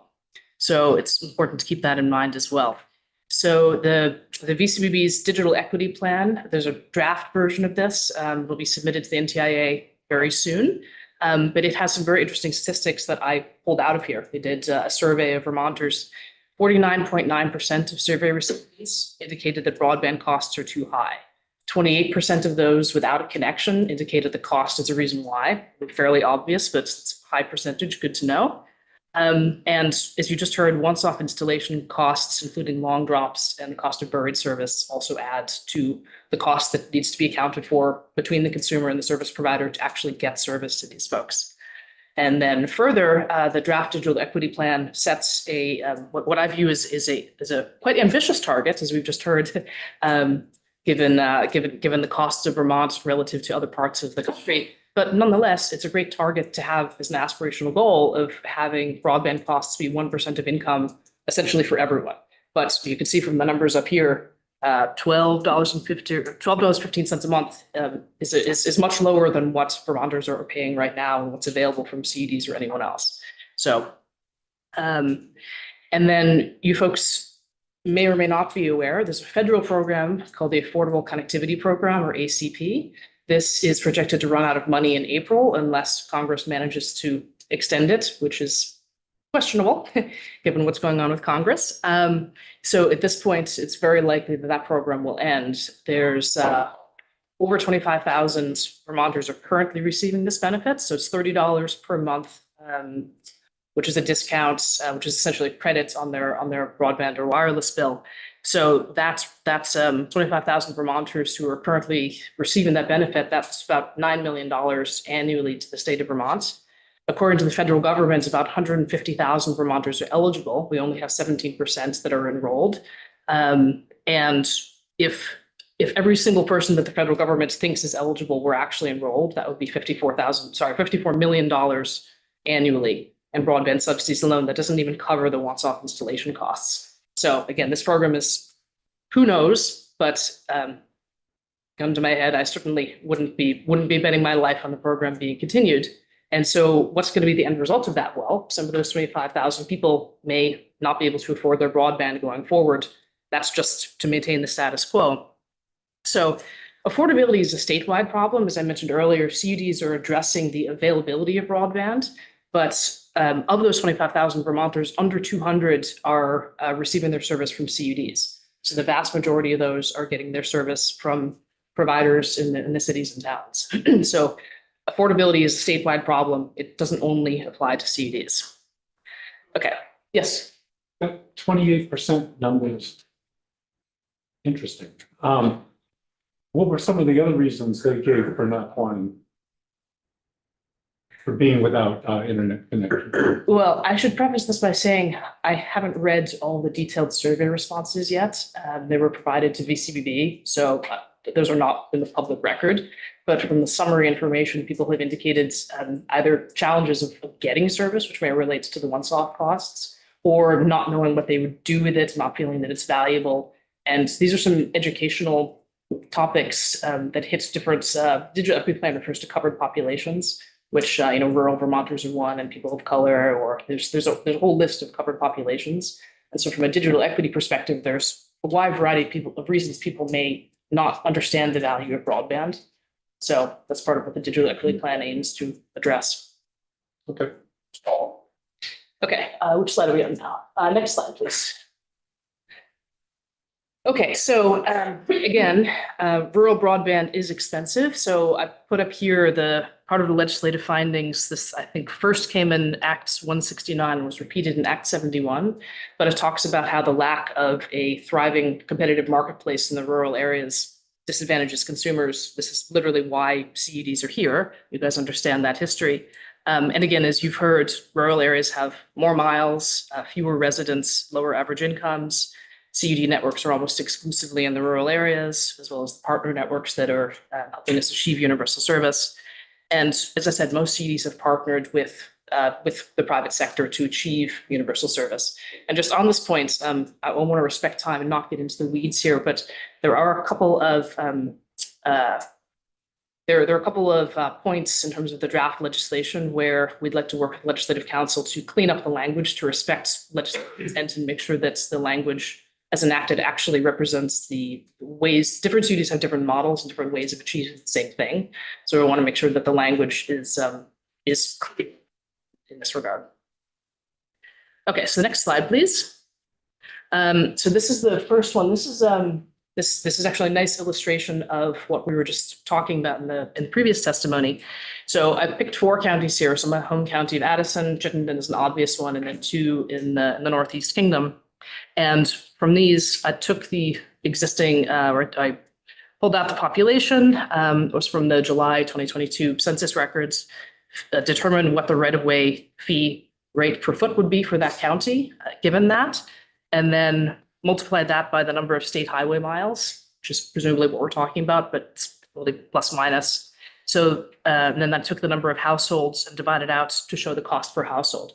So the point here is really just as you're considering a fee structure, it is important to make sure that there's some sort of leveling. So I think the fact that the per county structure is again attempting to get at exactly the point of making sure that there's parity and not disproportionate burdens on the rural areas.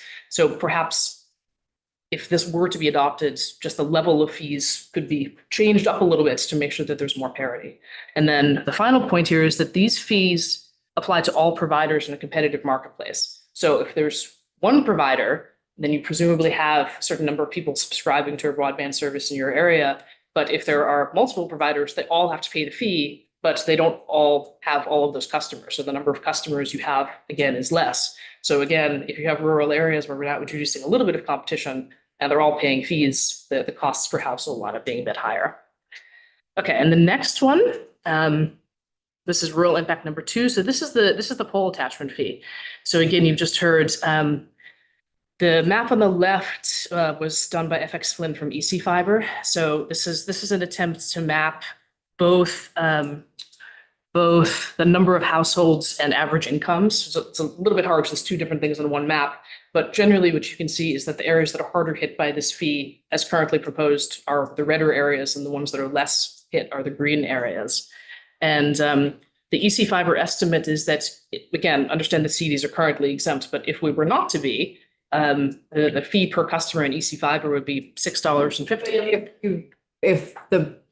If your exemption held, this map would be irrelevant. This map would be irrelevant to us, but we're not the only providers out there. So, yeah, so as mentioned, some of our partners are private companies in these areas. And so these fees or something equivalent to these fees would apply to their customers, which goes back to the prior topic of affordability. Okay, thank you. Yep. Okay, so again, this is just an example. If this fee were to apply to Maple Broadband, at our current, we're currently. I find it so confusing to have this, given that the fee does not apply to Maple Broadband. I see what you're trying to, it's just. No, it's a fair point. I mean, so half of this is just so that you understand, as currently drafted, why this exemption is so important to us. Okay. And the other half of it is, pretend we're not Maple Broadband, pretend that we are a private company in the same footprint. This would be the impact on an equivalent company and onto rural Vermonters. I guess the whole, I think, point of a communication union district is that it has a stated goal of public benefit, which is makes it really hard to imagine you are a private provider. But I appreciate what you're trying to do. Thank you. Yep. Okay. All right. So the next slide, please. So in conclusion, CEDs are solving the challenge of rural availability, but broadband affordability, regardless who the service provider is and remains a challenge. And it's important to make sure that we at least consider the impacts on affordability, regardless who the service provider is. And then fees that disproportionately impact rural areas will likewise have a greater impact on the rural Vermonters who live in those areas. Thank you so much. Pleasure. Your testimony. Thank you. Yeah, can you open that door? Craig, are you out there?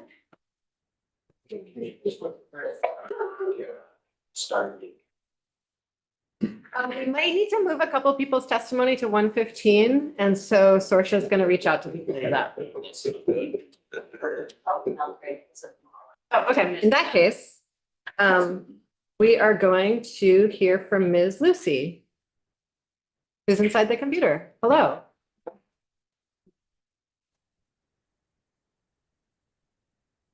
Hello. Welcome. Hello, thanks for joining us.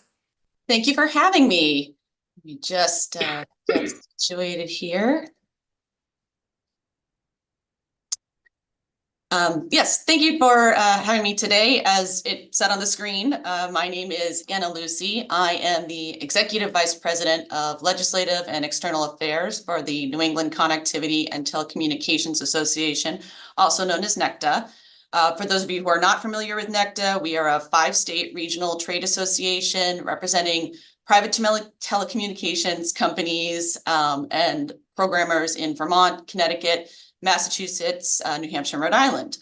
In Vermont, our members serve about 190 municipalities with video, broadband, voice, and automation services.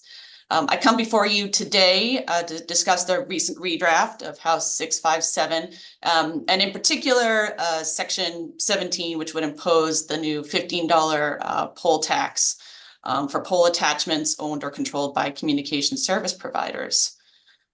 First, NECTA's members provide funding, as you've heard, for designated PEG access management organizations through franchise fee revenue and additional capital payments that are negotiated with each AMO. Our members recognize the strong commitment Vermont has to public access media, which is reflected, of course, by the allocation of franchise fees to supporting PEG costs and the long-standing policy of the Vermont Public Utility Commission to prioritize public access in issuing certificates of public good to our members. So understanding the importance that the role of PEG operations play in Vermont, we do have a number of concerns with the pole attachment fee as proposed in Section 17. First, it's been said this could be rather a straightforward way of doing this kind of revenue generation. Pole attachments, poles on a good day are complicated and on a bad day are cumbersome. Just the mechanics of implementing a pole attachment fee alone have our members very concerned, specifically with how the poles and attachments are inventoried. Collectively, our members are on thousands of poles, many of which are jointly owned by more than one pole owner, and any attachment to such jointly owned poles would appear on the inventories of each co-owner. Even invoices sent to our members as pole attachers by a joint pole owner does not reveal the other owner. And there's a constant push-pull to make sure that we're not even being double counted, and how invoices are done. And that's just internally. Hence, a straight tally of the total number of attachments of these inventories from pole owners, where it could result in double, or in some cases, even triple counting of pole attachments. To make matters worse, some large pole owners have joint use agreements that allow them to buy and sell poles between themselves as often as on a monthly basis, or even a single transaction can create discrepancies in pole owner records.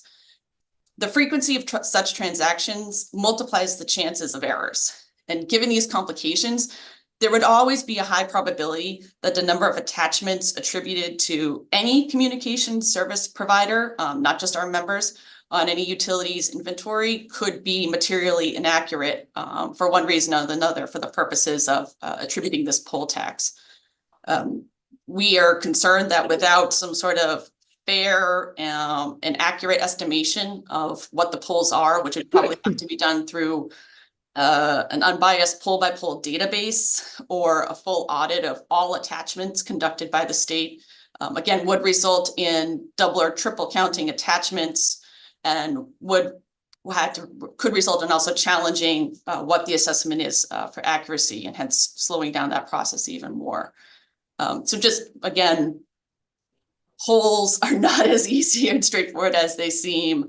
And just wanted to first bring that up with the committee, that just looking at all these inventories will be complicated. It's been discussed that we continue to have a number of legal issues with the proposal. First, under, excuse me, a little dry where I am too. First, under the Federal Cable Act, franchise fees, including those that are paid to fund the operating expenses of PEG programming, are subject to a federal cap of 5% of the cable operator's cable service revenues. As Vermont devotes 100% of its franchise fee revenue to support PEG operating costs through the AMOs, this funding scheme means cable operators are already paying the maximum amount to AMOs pursuant to receiving their certificates of public good. While Section 17 thoughtfully permits a cable operator to deduct these payments from what they owe under the proposed pole attachment fee, any fee assessed against the cable operator beyond this deduction that goes to support public access would exceed the 5% cap and constitute a violation of the Cable Act. Another provision of law that would be triggered by the implementation of this legislation is the Federal Communications Act. While the Communications Act absolutely recognizes a state's authority to manage the public rights of way, what a state or local authority could not do is substantially increase the costs of deploying and maintaining telecommunications network. The Communications Act specifically addresses state laws that materially inhibit a provider of telecommunications from building and maintaining their networks. Proposed laws regarding fees and regulations for telecommunications uses do not need to result in an absolute bar or prohibition on such use if they are found to merely be prohibitive and costly in nature. Although our members are still crunching the numbers on total costs, partly due to the trickiness of invoices of attachments that I mentioned before, depending on the pole owner, the $15 pole attachment fee may actually be double or triple the rate that NECDA's member companies already pay to pole owners for each pole attachment. And based on the legislative proposal, the substantial increase in costs, we believe, would now be a violation of the Communications Act. Finally, just a quick note on deployment. Generally, a communication service provider's deployment of facilities on a utility-owned pole doesn't impose much in the way of new governmental costs. It's another connection that would be allowed under the Communications Act. But here again, as these revenues are going exclusively to AMOs to cover their expensive costs and not the government's, we don't feel that is a related cost that would be allowable under the Communications Act. So those are our very main concerns about this particular proposal. Again, logistically and administratively, very problematic, possibly a nightmare. And we do feel like there are a number of legal complications, but I will stop there for questions. Thank you. Oh, yeah, representing interest. Hi, thank you so much for joining us today.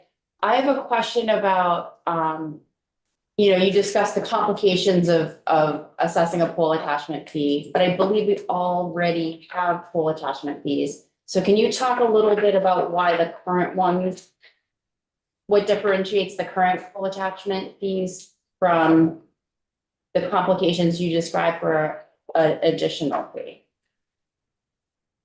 So Current fees are, I believe it's fees that private providers pay to each other. yes, and even then, that is not always a clear, internally, a clear way of doing things. Polls, from my understanding, are done in sort of chunks. And this also goes back to that particular companies have been on polls for a long time as deployment goes out.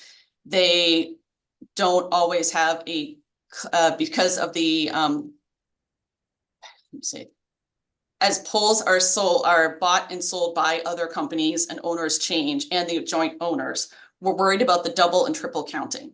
That it's not just a straightforward of you own a poll, you have 1, 2, 3 attachers, that's summed up. If perhaps the same poll owner owned all the polls in Vermont, might be a different story, but that's not the case. So just how the mechanics would work in submitting what attachments are what and who they are, and did one poll owner say, okay, one of our members is on X polls, and the other another poll owner said, well, those members are on the same polls. Who is saying, okay, great, we're going to take off 15 attachments then? But that is not a complication when those fees are assessed among the current providers? That is all done through poll attachment agreements that again are not as, I know we represent large companies. I understand it seems that we should just have all this right in a big spreadsheet. That doesn't exist. They're done through huge teams of negotiators between poll owners and attachers on who owes what and for what work. Okay, thank you. Thank you very much for joining us today. I really appreciate your time. Thank you for having me. Really appreciate it.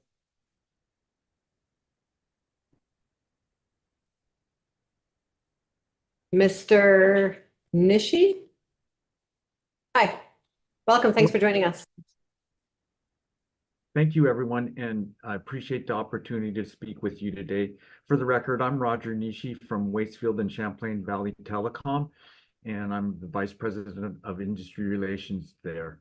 Today, I'm representing, though, the independent telephone companies of Vermont, of which include Franklin Telephone Company in the Franklin area, Topsom, which is in the East Corinth area, GoNet Speed, which is in the Shoreham, Cornwall, and Orwell area, the TDS Telecom companies of Northfield, Ludlow, and Perkinsville, as well as Vermont Telephone Company, and they serve southern Vermont areas of Bridgewater, Killington, Springfield, and other exchanges in the area. And finally, Waitsfield and Champlain Valley Telecom, which serves the exchanges of Waitsfield, Warren, Fayston, Addison, Panton, Bridgeport, Bristol, Heinsberg, Richmond, and Weybridge. So thank you. Like I said, thank you for your time. And as we represent very rural areas of the state, I would like to point out also that we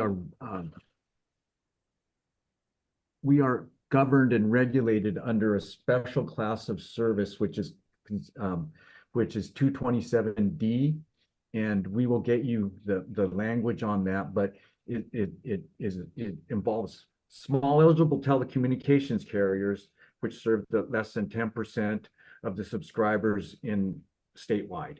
So with that, I'm going to work that into my discussion today. First, though, in starting out, I would like to point out on page 2 of the document on line 6, where it says the purpose of this chapter is to create a financial structure that will allow every Vermont household to obtain basic telecom services at an affordable price, and to finance that structure with this was struck, a proportional charge on all telecommunications transactions. Well, when I read this, given this bill and everything that's being implemented through it, we may want to take a look at striking affordable.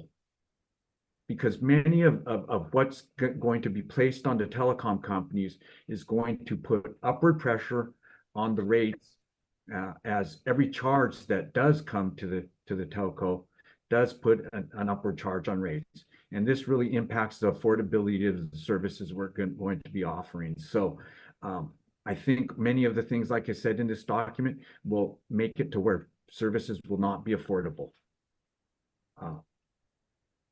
And in addition to that, any additional charge that comes through that is not recovered through our local rates or the service rates that we sell our services for means $1 that for those that are heavily investing in fiber networks today, it's $1 that does not get put back into our networks, which thus slows the ability or our ability to get fiber out to the customers that are demanding those services today. So really, this whole thing does focus on affordability. Now, I'm going to hit up some specific sections where and go into a little more detail on them. And the first really is in looking at the 70-cent charge. When I read this, it hits voice type services. And we really need to take a look at the services that are being charged and compare those to the areas that are being funded. So in this today, there's a discussion, and Christine hit this, Hallquist hit on this today, about how it's funding the Vermont broadband, the VCBB. There's some mismatches here. This is mainly a voice type fund. At the federal level, there's been much discussion about broadening the base of funding, so that more services are brought into play. I think at this point in time, we really need to look at including each and every broadband connection. And if we include each and every broadband connection in this, it will bring that 70-cent rate down. Unless, of course, we add additional items that are being funded. So I think it's important that we consider this, because right now, they are not part of this equation, but they are funding entities that are pushing and for the promotion of broadband within the state. Thank you. I'm continuing on in 15, section 15, the whole right-of-way charges. This is a new charge for all, would be a new charge for all of us, and it will contribute to the upward pressure on rates of the services we offer, as we haven't been charged this in the past. So that's really something where once again, I think we need to look at ways that, as carriers that are regulated under 27D, how we can be exempted from this. Right now, I'm pretty certain there's language in the bill that discusses 3 classes of services: the CUDs, the small eligible telecommunications carriers, and also internet service providers that serve in less than 5 districts. I think we need to take a look at exempting those companies from some of these various sections of the bill, as it, like I said, it will put upward pressure on rates, making it unaffordable and causing people to drop from the network. There is a section on this, and I do need to find a section that does talk about the CUDs and small eligible telecommunication carriers that have a universal service plan with a VCBB will be exempted. All of the companies under the 27D receive federal universal service funding, and we have federal universal service requirements and a universal service plans that say we will build to all customers. I think that needs to be taken into consideration in anything the VCBB does in deeming a universal service plan. Because right now, the way it's written, none of the companies under 27D are working with the VCBB except Waitsfield and Champlain Valley Tel. We do have a universal service plan, so we would be exempt from some of these items, but the others do not because they have not had the ability to get funding from the VCBB. That being said, they do have universal service plans as they receive universal service funding from the federal government and USAC, and thus they have plans to build. They have to have plans to build to everyone. Mr. Nishi, we're running out of moments here in our committee, unfortunately. I think we were so excited to hear from so many people. I'm also wondering, you are getting really into details that I very much appreciate, and I'm not able to take notes fast enough. So are you able to submit your testimony in written form for us to be able to reference back to? We will do so, and we will. Thank you. On the $15 poll charge at that time also. Thank you. I really very much appreciate you joining us. Thank you. Appreciate the time today. Thank you. Commissioner Bolio?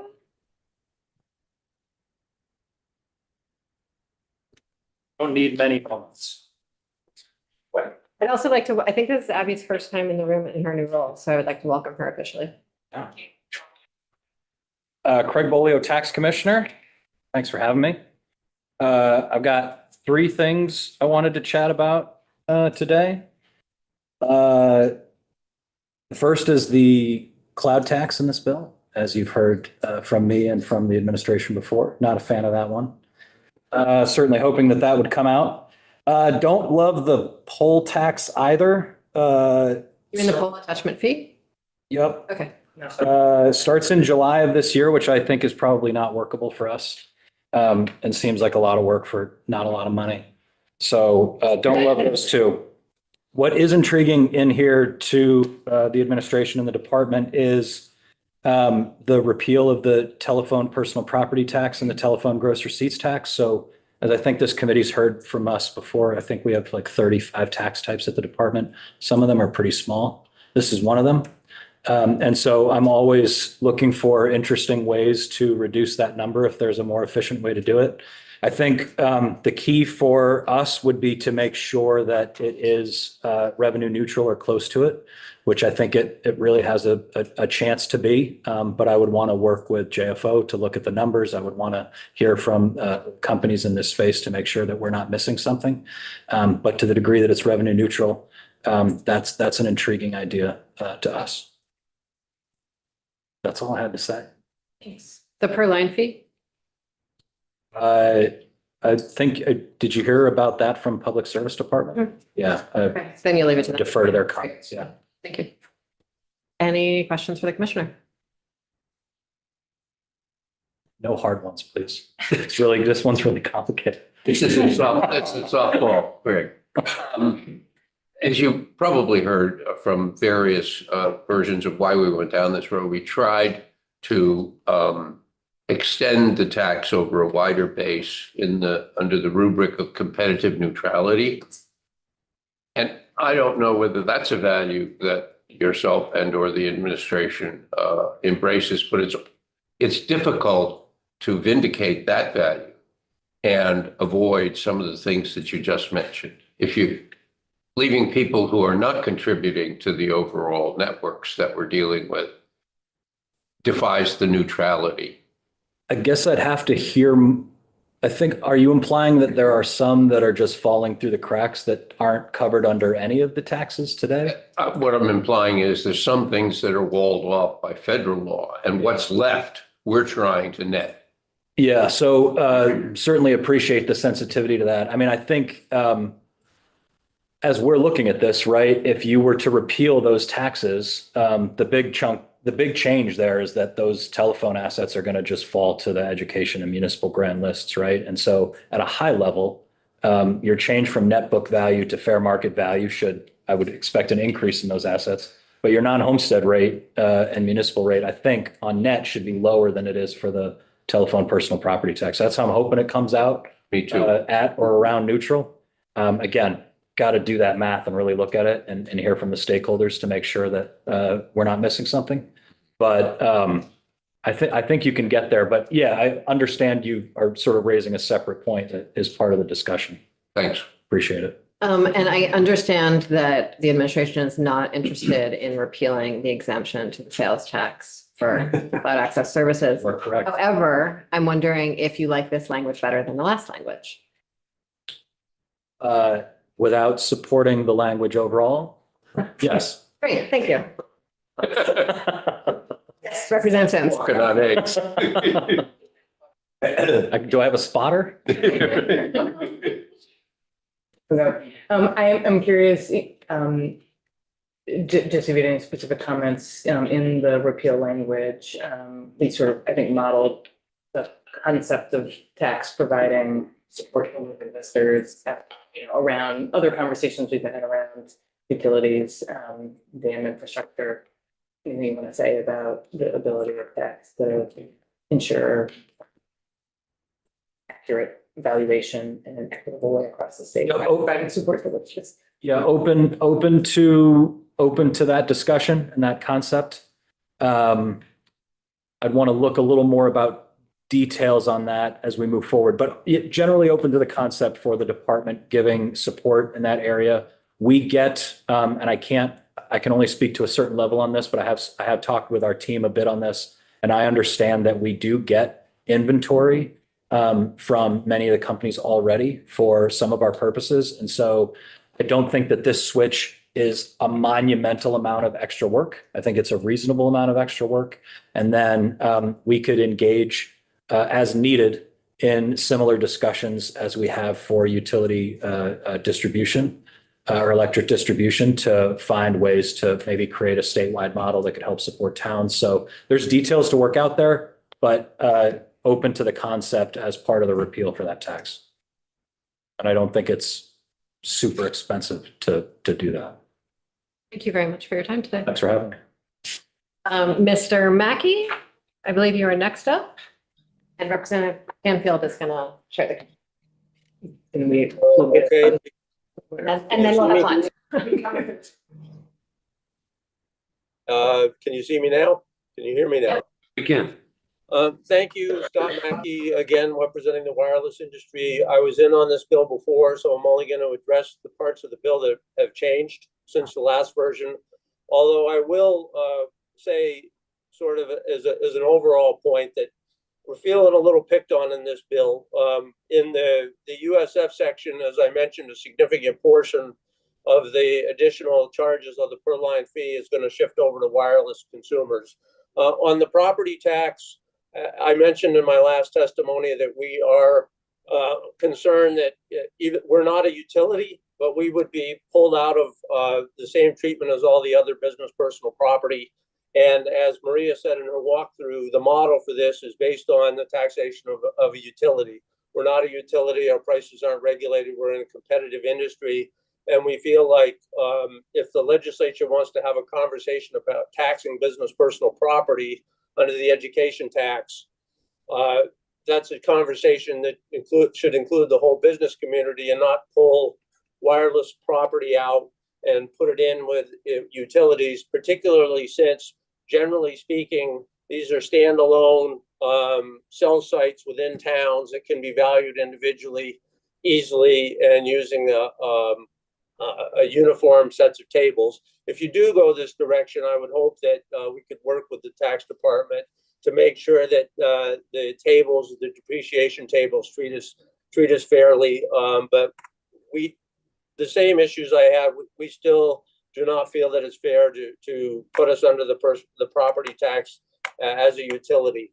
On the poll tax, the poll excise tax, just stepping back as a policy issue, it feels like the way the committee is going is that we want to tax the infrastructure of people who are spending their own money and putting infrastructure into the state of Vermont to solve a problem that's really being caused, if I'm looking at the findings right, by people that are basically using the networks to stream and sell services directly to consumers. So many of the previous witnesses talked about the increased cost of investing in infrastructure.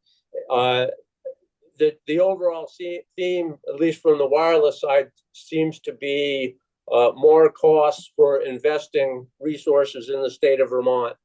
The history of some of the state-owned property and state-owned right-of-way was that a lot of those ability for the state to waive those fees was because you wanted to get more wireless investment into the state, and this was seen as a way to do it. This seems to flip it and say we want to target infrastructure investment for more taxes and fees to solve a problem that's being created by folks that are selling services directly to consumers over that infrastructure. And if we want to get more wireless out further into the rural areas, wireless companies for the most part are not getting the federal grants to deploy broadband in the rural and underserved areas, so that we continue to want to push our investment out, but we're having to use our own dollars. And the cost that would be imposed in some instances here would make that more difficult.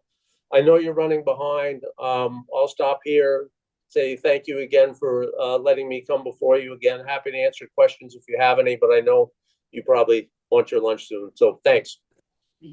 Any questions? Thank you, Scott. Thanks. That's it, we're gonna hear from Mr. Scott at one time. Okay. Okay, so we're gonna go to lunch. Good.